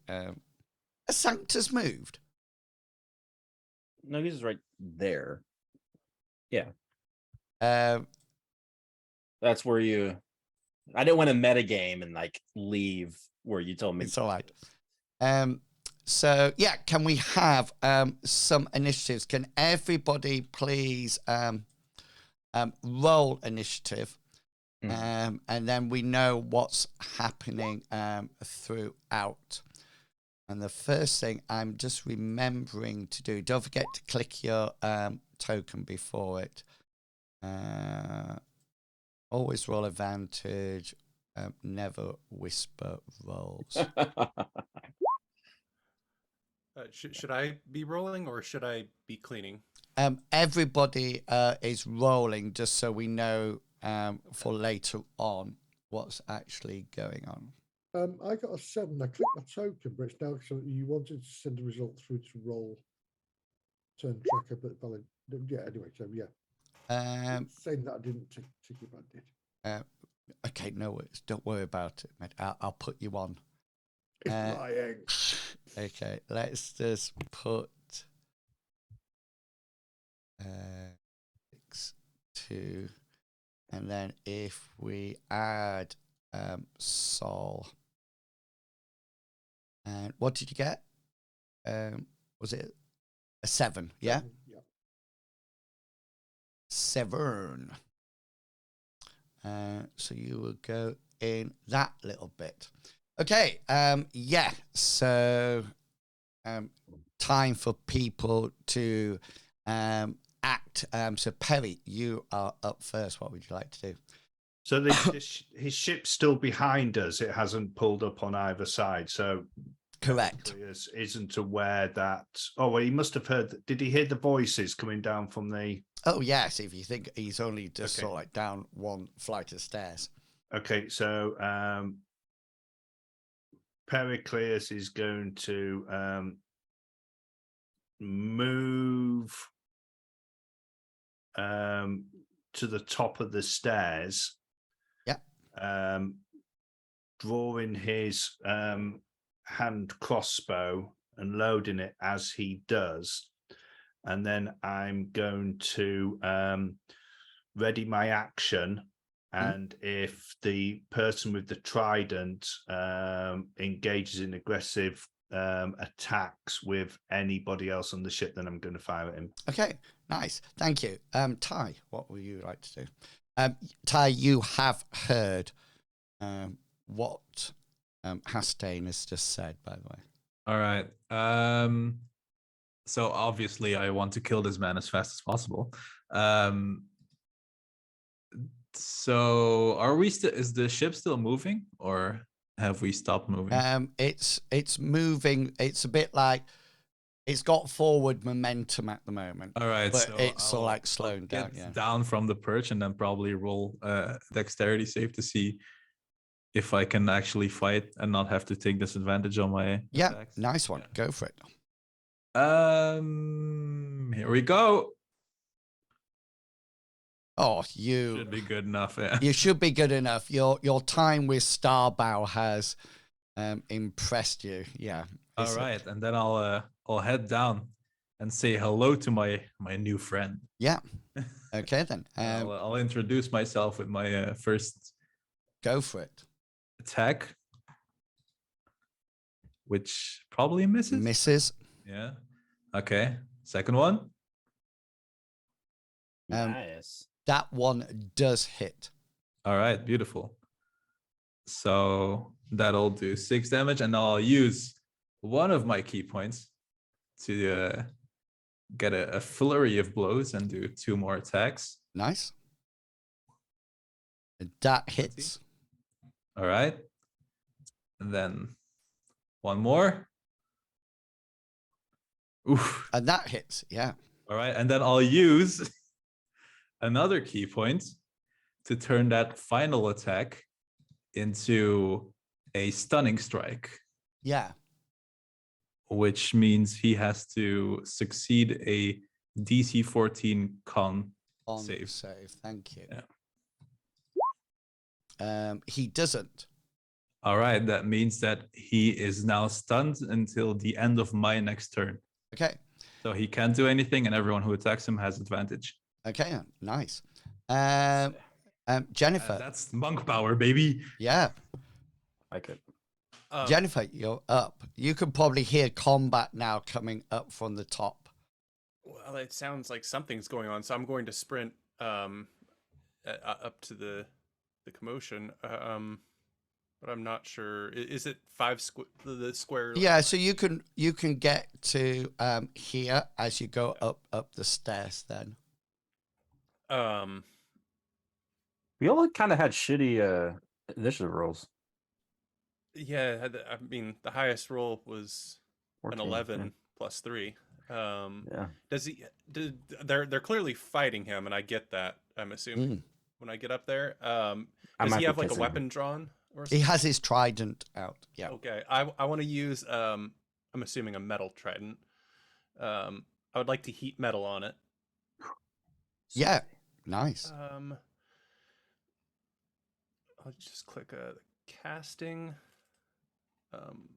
And that should tell us what happens. Oh, okay. I was hoping it would like actually say. Do I? Picking that and yeah. So if he's holding it, he takes. Do I do a saving throw or anything, or does it just a normal a full 16, and that's it? You must succeed on a Constitution saving throw or drop the object. Okay, so I take the damage.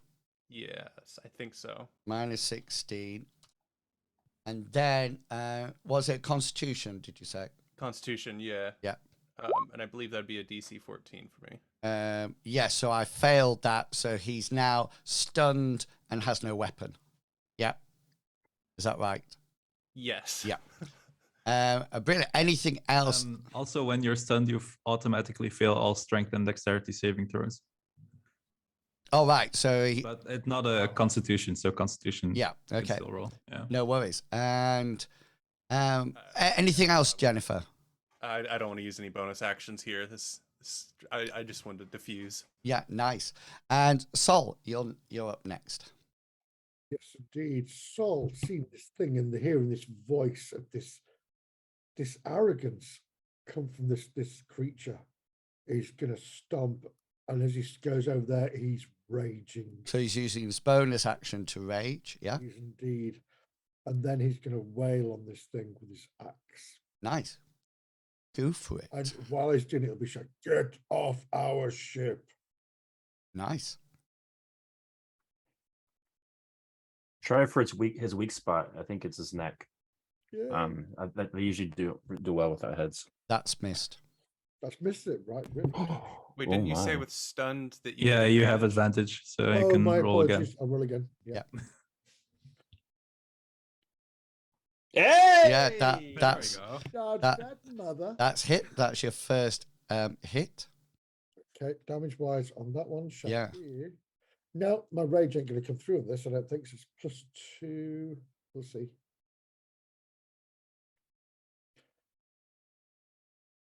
Ba, ba, ba. Oh, nice. Nice. Oh, rage damage. Yeah, +2. There we go. Yeah. So what's that? 19. Yeah. 19 total. Yeah. Okay. Yeah. Next one. Next one is going to be.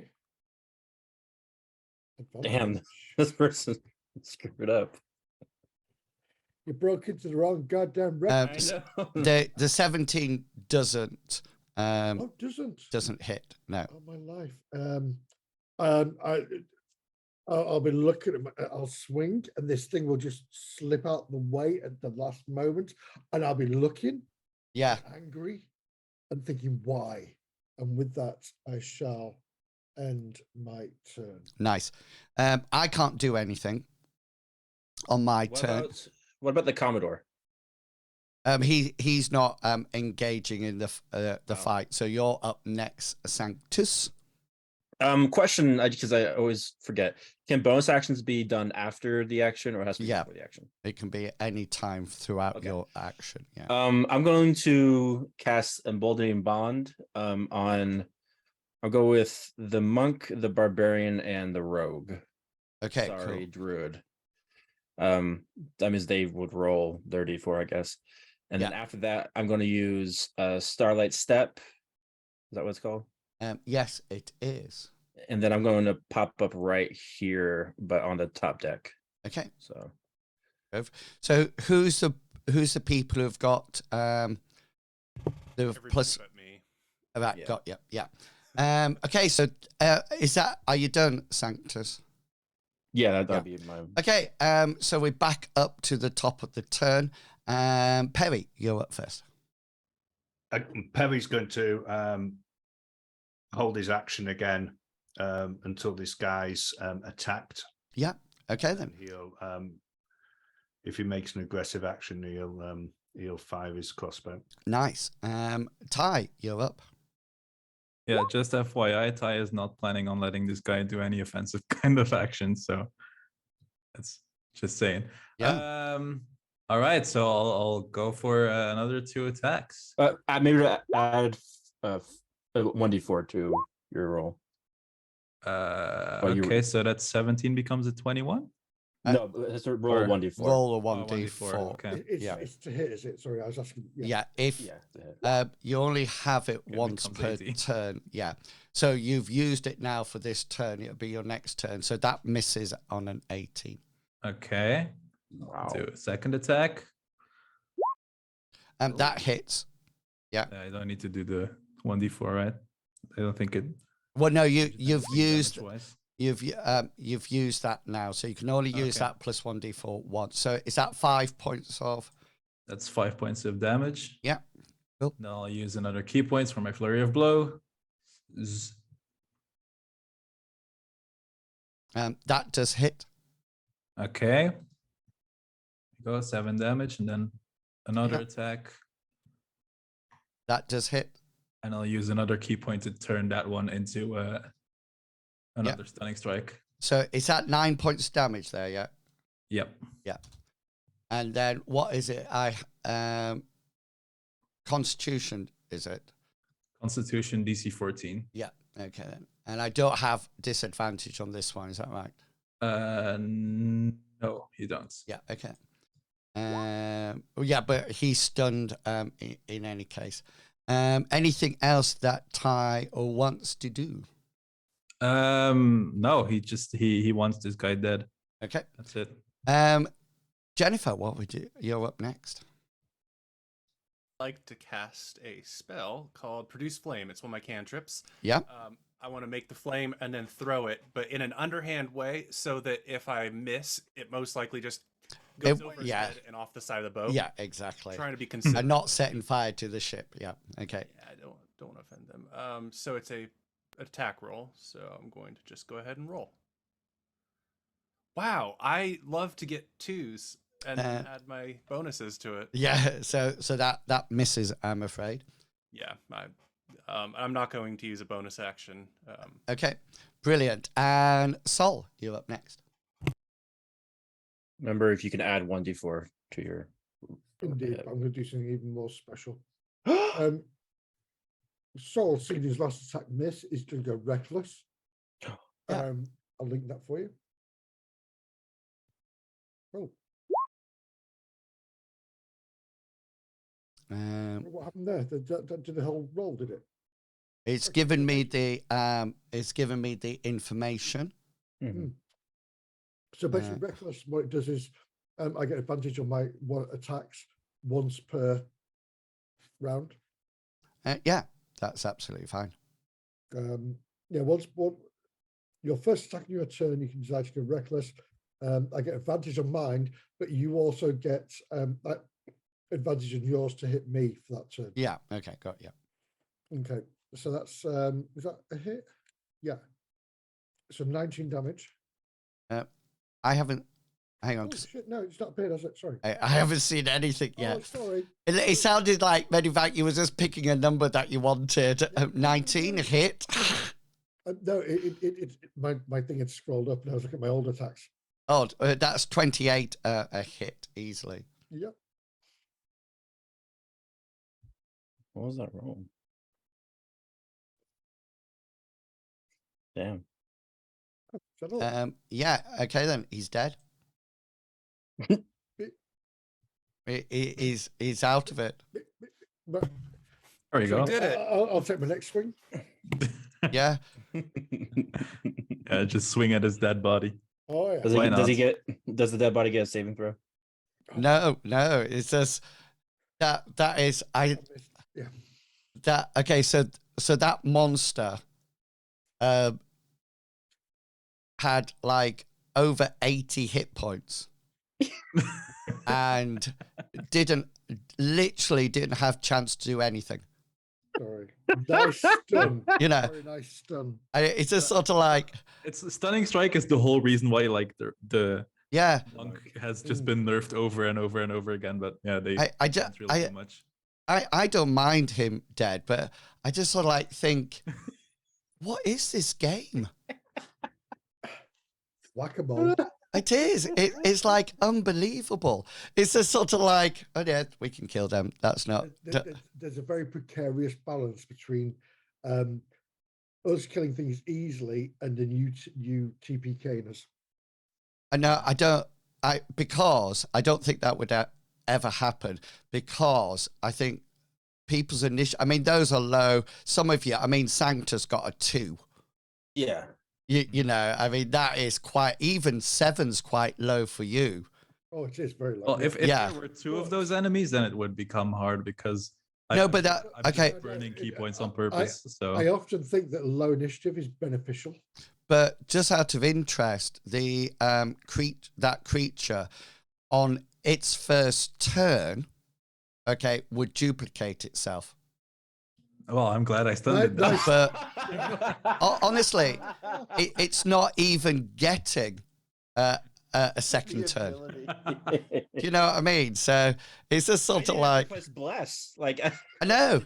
You guys even really have to use like my beneficial. Yeah, you're Sanctus. You're not. You will never have to heal. I really shouldn't have talked that much shit. Perry's up there waiting for an aggressive action to fire off his thing.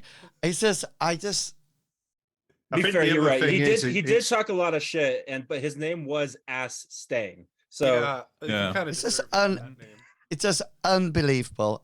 It's true what Matt said though. He can burn through his key points because the chances are he knows he's going to get a rest until if I wasn't sure if it was there could be more of a enemy, sustained thing, he wouldn't have been able to do that.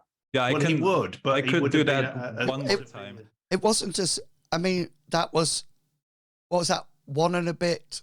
No, but for example, if we were doing I don't know, we were going into My a Thursday night temple and we dungeon were crawl. going from room to room, he wouldn't have been able to do that because Oh, do you mean like an old fashioned? Yeah. Well, and that we're not doing that. So but so, he knows yeah. now that he's on a ship. He can, the chances are, Yeah, I've they're gonna been- say, oh, the I've been following intentionally day. not using my stunning strike because I know it's that powerful. Yeah, this guy. But walked but through this and guy was closed the asking door, for didn't it. he? Jennifer, one of the reasons I asked you what you were doing is because you could have taken the help action and given help to Sol in that position. Can you see what I mean? You, True. I could yeah. have done that, but I wanted to burn him a little bit. And the other thing that I thought about it after Sanctus, you said, what is Krux doing? And I said, oh, he's doing nothing. But then I suddenly thought, oh, I should have given a help action to Sol as well. So, I mean, I know you have advantage on a lot of stuff in any case. Anyway, this beast, this single mob is just dead, beaten up. But you've actually got a worse problem on your hands because as he dies, there's seems to be a sudden shudder and almost like a percussive wave comes out from the jellyfish behind and goes straight through the second wind. And you do hear somewhat of a cry, an anguish, painful cry from down below. What would you like to do? They're attacking the spelljammer, aren't they? Out of character, of course. Sanctus, knowing that he is here to help, he's gonna run down and help out to the people who are definitely just broken their ankles. Okay, so when you get down, you find the spelljammer person on the floor. But most worse than that, Sanctus, you see the spell jamming equipment completely destroyed. It looks like that jellyfish had one extra attack and has sent this wave and has destroyed the spell jamming equipment. Just so you the know, person that died, would I be able to cast something? yeah, by all means. Sorry, I didn't mean to. I didn't say he was dead. Oh, I thought you. Okay. I said he was on the floor. Yeah. Just out of character, didn't we have spare helmets? The spare what? Sorry, Helmets. We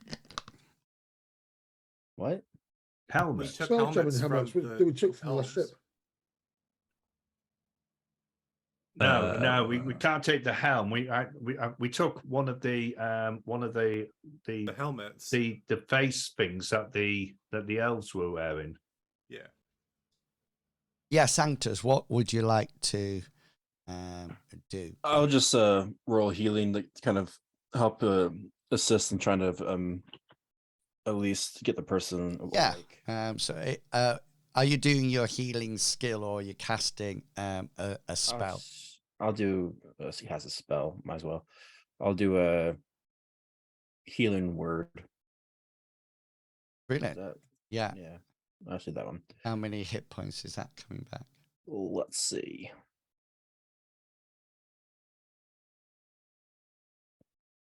All right. That was. Yeah, he seems to be more stunned than damaged, but he did take some damage as he was thrown from the spell jamming chair. That sort of like brings him round, and he's very keen to get up at the top and to inform Commodore Krux. Because basically the spell jamming equipment has been damaged and therefore the ship is currently adrift in wild space. Can't maneuver, can't go back. It's just adrift. What What's is the other ship doing? The other jellyfish fired its percussion wave and then has left. It's gone back the way it came from. Minus that was crewed. That one had crew on it. Say again, sorry. There was crew on that ship. Yeah. On the jellyfish? Yeah. No, there was just. All right. There was just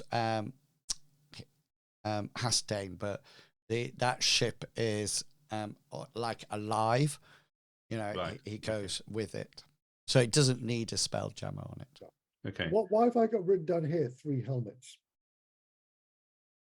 No idea. I think those are Not the. Those are sure. the helmets, the astral elf helmets. Yeah, so- yeah, that's Yeah. what Because we took stole them. those. That's I thought we Yeah, I took think them. they're just Yeah. regular helmets, but not spelljammer helmets. Pericleus asked you to take them so that he could work out whether or not he could adapt them so that we could work out, have it fitted so that we could work outside of the oxygen bubble.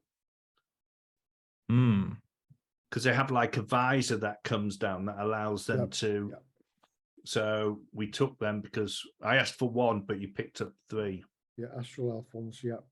For some reason, I had in my head that we got a spell jamming helmet from the ship.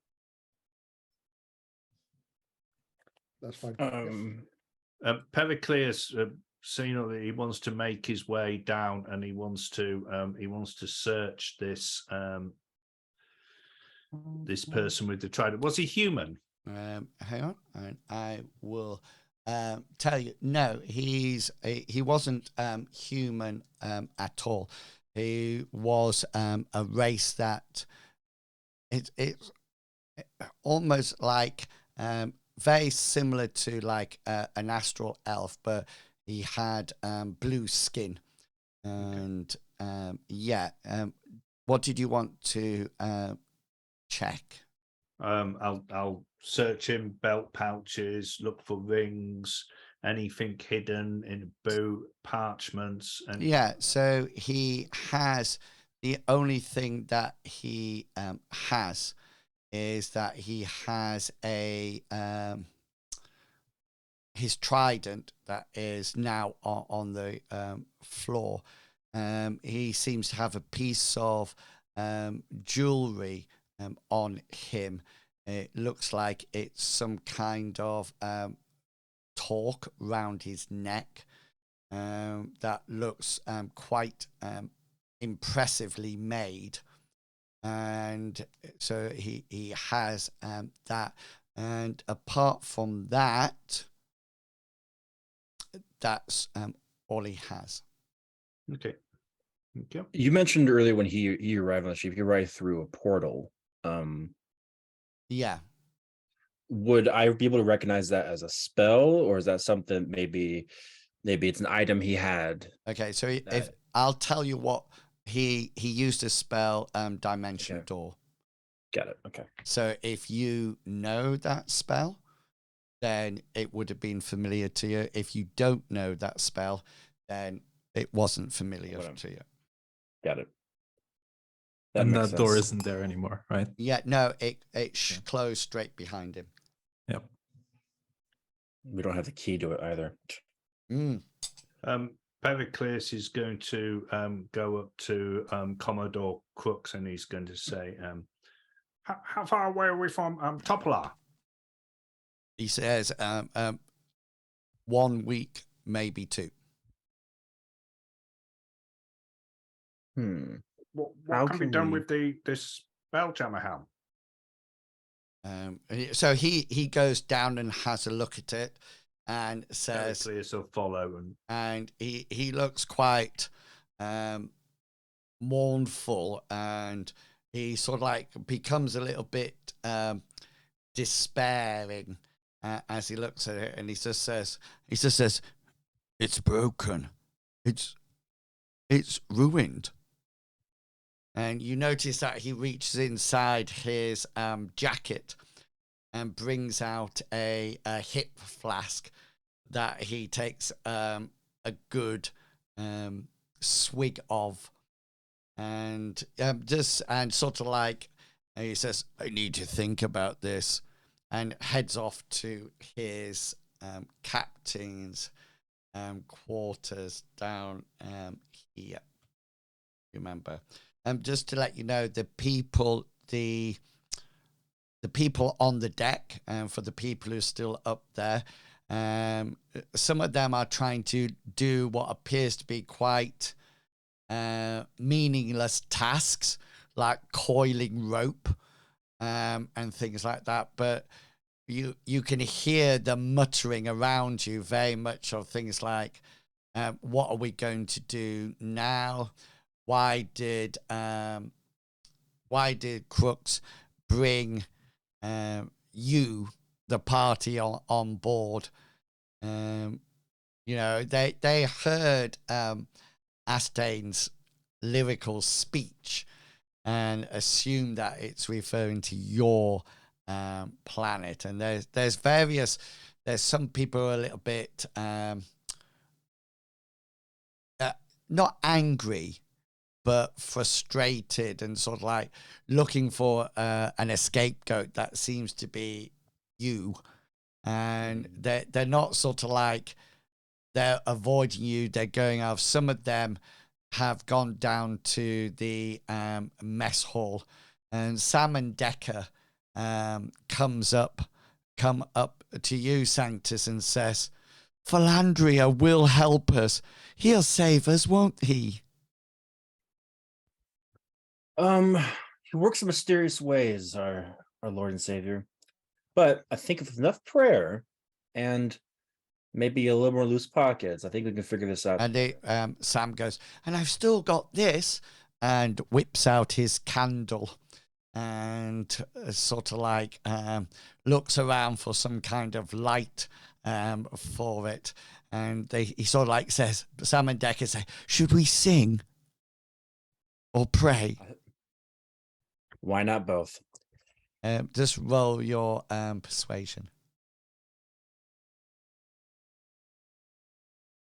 Yikesies. Come on, you're a priest. Yeah. They seem to be, that you notice that they become less anxious, and they sort of like sit cross-legged holding their candle in both hands, and so like you can they ask you to lead them in song as this happens. So yeah, Ty, Jennifer, and Sol, what would you like to do? What actions would you like to do? After the fight is over, Ty will continue kicking this body, and he'll just keep kicking it, punching it, screaming at it like, get up, you coward, get up, fight me. Well, Perry's been to him and sort of like searched him over and, you know, looked at what it is. I think Ty would probably have done that before that happened. Then he'll just keep kicking him, punching him until he's completely exhausted. Okay, yeah. He'll So step back and he'll go back towards the treants. So you notice, Jennifer and Sol, you notice now that this Haston is, I mean, there's very little of his face left. It's been pummeled and kicked, and all when dead and defenseless. I mean, seeing it, if Pericles is still in the area, he's going to try to intervene. If this person is obviously unconscious, dead, and somebody's kicking it unrelentlessly in the face and the body, Pericles is going to try to position himself in between the person and this helpless thing, and try to talk them out of it. He's not into that type of thing. He's Pericles. Which is fine, because when Solvar sees what Ty's doing, he will then reach down, pick up this dead body, walk over to the edge, and throw it into the vast abyss of space. Yeah, and the gravitational plane is at the bottom of the boat, so it flows off down towards that, and then disappears into the wildness of wild space, thus leaving a bloody stain on the deck and on on your fists and your boots as well. As he goes, Yeah, yeah. So Sol and Jennifer, what would you like to be doing at this point? Well, Jennifer knows that despair and desperation can probably be fixed by alcohol, so I'm going back to my station to try and continue making sure things are optimal for this brew to be disgusting and sour. Yeah. Of course, the fire witch loves the fire water. It's my heritage. I was adopted, but it's still an adopted heritage. Thank you very much. Yeah, so you can go down to 8. Yeah, that's where the cook thing was. You do notice that it's quite empty. You find the ship's cook sort of like here at the bottom of the stairs at this ping. And obviously news is spreading around the ship, and he just is a sort of like slumped down saying, "That's the end. We'll be raided by pirates or blown to smithereens. We're just going to float here forever. Wait, did you say pirates? Pirates or, And they'd come and board our ship. yeah, and kill That's us all." perfect. I gotta tell my friends, that is perfect news. If they try and board us, we can beat them senseless and throw them overboard and take their ship. That would be great. How likely do you think it is to have pirates around here? And he sort of like spins a story about them. They will blast the ship from afar, and then they will notice that it's adrift. And he said that he's never seen any on his journeys, but he hasn't gone to the edge of wild space before. And then he suddenly realizes and says, and he's never going to be able to. I think, and I know, Perry, you've probably read more about this than me. When you have to be a spellcaster, don't you, to be a spelljammer? Yes. As in a wizard. No, it can be any type or anybody who has an innate magical abilities as well. So can you become a spelljammer? Yes. Okay. I can, or say, for example, a paladin can, but only if they've got their spells. If they don't start off at first level with clerical spells, it can't be a spelljammer until it's got. Okay. From Pericles' talks with Flapjack, if he knows it, then that's fine. If not, he wants to find the helms person and ask the question. But does he know how long without a spelljammer helm the air bubble will last around the So the air bubble is linked to the actual size of the ship, and it actually, hang on, I can find that information out for you. I'm right by saying if you become a spelljammer, you can't cast spells for a day, correct, isn't it? yeah. As soon as you sit on the helm, which is normally some type of seat, then you lose all ability to cast spells until you've had a long rest. Okay. I'm looking it up at the moment, but please do. I didn't know whether or not with the spelljammer helm was destroyed, then it sort of like started to degrade really quick, and you had a limited. I can look in on that.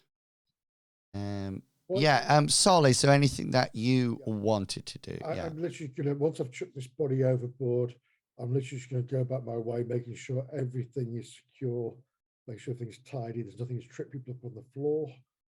Takes great pride in his work of, if anybody stood around, he will commandeer them as well.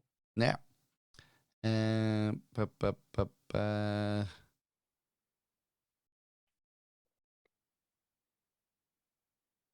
The fresh air is completely pure. Under normal conditions, the air envelope of the ship remains fresh for 120 days. Oh, right. Okay. That's fine then. So you've got plenty. And we of have a time. tree. To give us more oxygen. Yay! Yeah. The tree's actually using up more oxygen, which so what anybody else, what's going to be your next step? With a slight realization that there is a large tree, Sanctus is going to approach Jennifer, knowing that she is the tree hugger of the group. One And of the he's tree going huggers of the group. Well, I guess it's 2 now, really. He's going to approach her. Do you think the very old and boring tree upstairs would know anything about maybe a different way of transportation? Maybe a way we can push the ship forward? Maybe with all the knowledge, maybe you can an idea. That's an interesting idea, but I don't know. He talks way too slow for me to really learn too much. I know Yeah. Ty is always hanging out with him. Bring him We could his probably food get in the Ty. morning. I hold up his bowl of food and he takes it from the tree. Something about lava. All right, I'll talk to the monk, I guess. If it helps, just in your conversations with him, I can make a bunch of water appear if that helps a tree move things. Okay. I don't know if that'll help, but Right. Water. Right. Okay. Approach the monk. Ty. Ty? How you doing, Ty? Not too well, to be honest. I was really hoping that this whole, revenge thing would make me feel good, but It'd be easier for all of I us don't to- feel anything really. Oh, Sanctus, console him, please. Fine. I'll make you feel better. Sometimes when life gets you down and everything around If this you- turns into a song. I feel like I'm about to get The bright side. This is the musical It section. might have turned to a song. But sometimes, maybe we should, instead of looking down and being down, we should look on up, just looking on up. No. Moving on up. I just imagine like souls like no. Look, I don't know what this tree guy is, but obviously before the existence of ships, there was still travel in space between different civilizations. Maybe this tree might have an idea. Maybe we can find some way to sail some sort of astral river or whatever. I don't know. I'm not really I'm a guy with the cloth, but I also don't want to die here because I can't really give the message to anyone of our good savior if I'm dead. So any Alright, ideas? So you want me to, go up there, ask him? Go up there? Yeah. All right. Yeah. It might fine, I take can do you that. like 3 weeks to get a sentence out, but nonetheless, Mhm. we have nothing else to do. Yeah, and Ty will, slump over, kind of depressed, but he'll go. You got it, bud.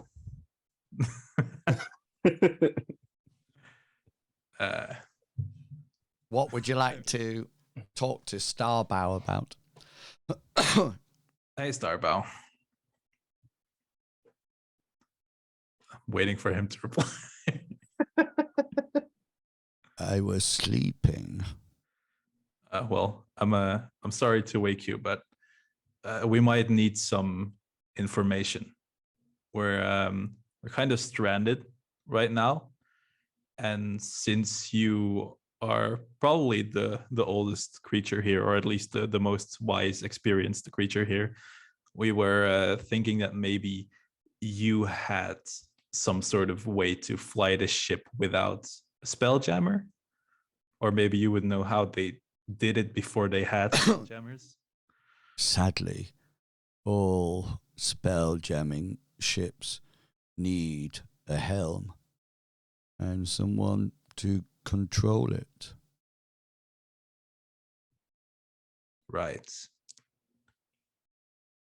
I I'm sense not too far we from it. are. Go there. I sense we are adrift. Yeah, you could say that. I have had a long life. I cannot produce more offspring now. Maybe my time is coming to an end. Wow, you all are some downers. I was about to say like maybe my time is coming to an end too, but I didn't want to make the vibe even worse. So. You guys need some light in your path. Anyways, You Pickle have makes a tree guy. friend with you, Ty. Who is your friend? Oh, this is Sanctus. He's kind of like me, but not. He's a good guy though. Do Exactly. do best, you probably. are you like Jennifer, a worshipper of nature, I'm or are you more worshipper of a different form of life?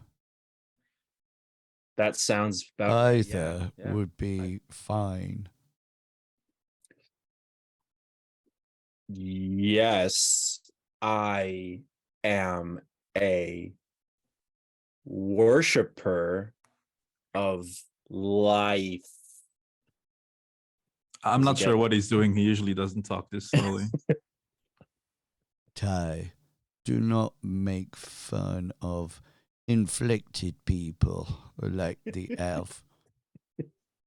Many people find reading and talking difficult. He has yet to find his own flow in life.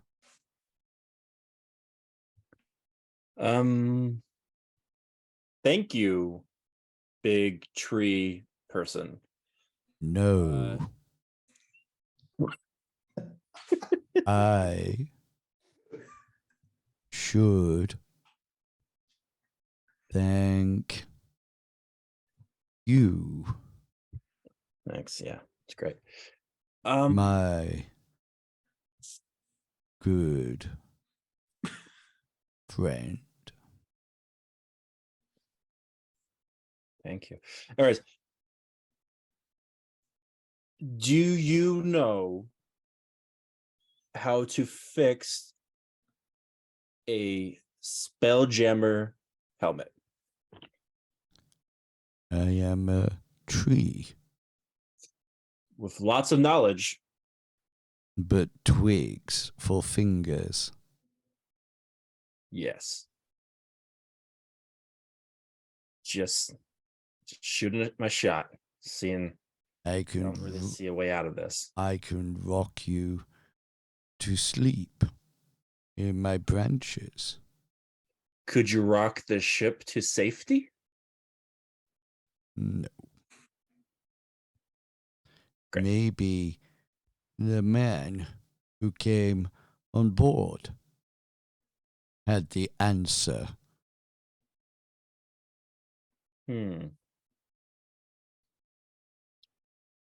Right. Well, thank you very much. Love this. This has been a great conversation. It's just stunning. I agree. This is Ty, when I will Ty. Hercules. Yeah. Ty, would you like to count leaves with me? I could really use a distraction right now. Yeah, I would like that. I have counted up to 12,342. Oh, so you're about 1 to 2% done. Okay, good. we can keep going. Sounds like someone is bolting. There was a half a leaf, but I shook it off.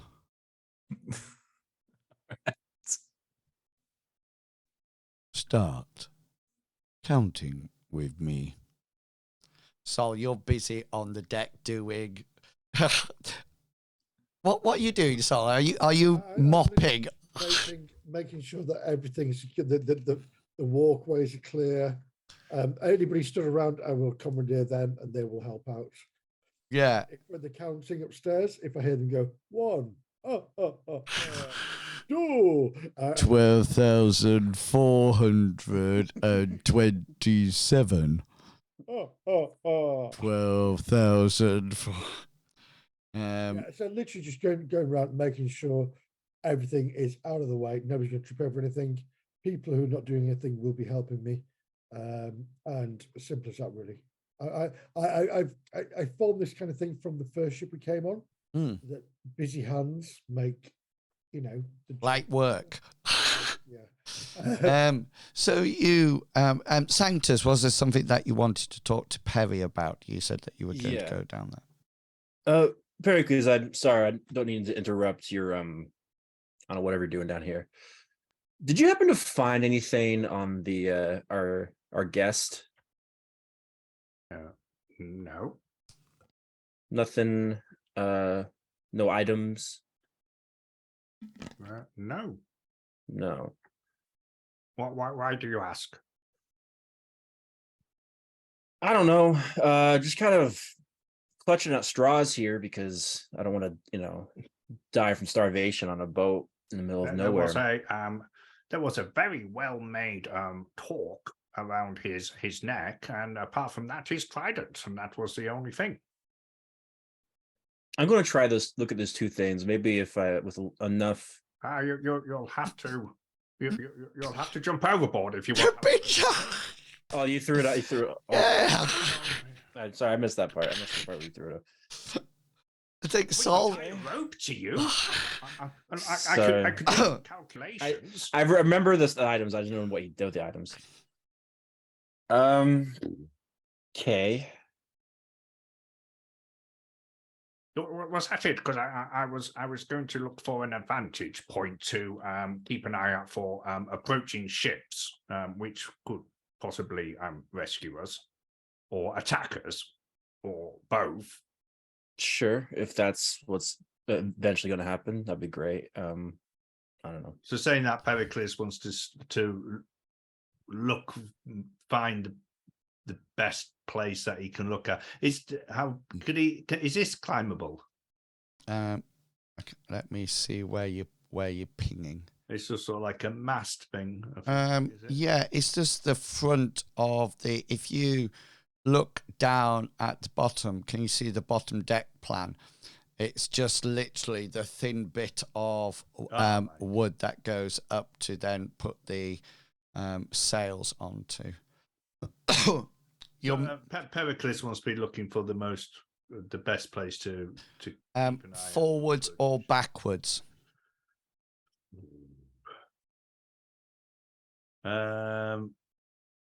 So, for example, the best place to the stern is up here where you were beforehand with the ballista. Right. Looking to the front is probably on the main deck, just behind this mast, which is sort of like here. And then, you could stand on any of the sides. Yeah.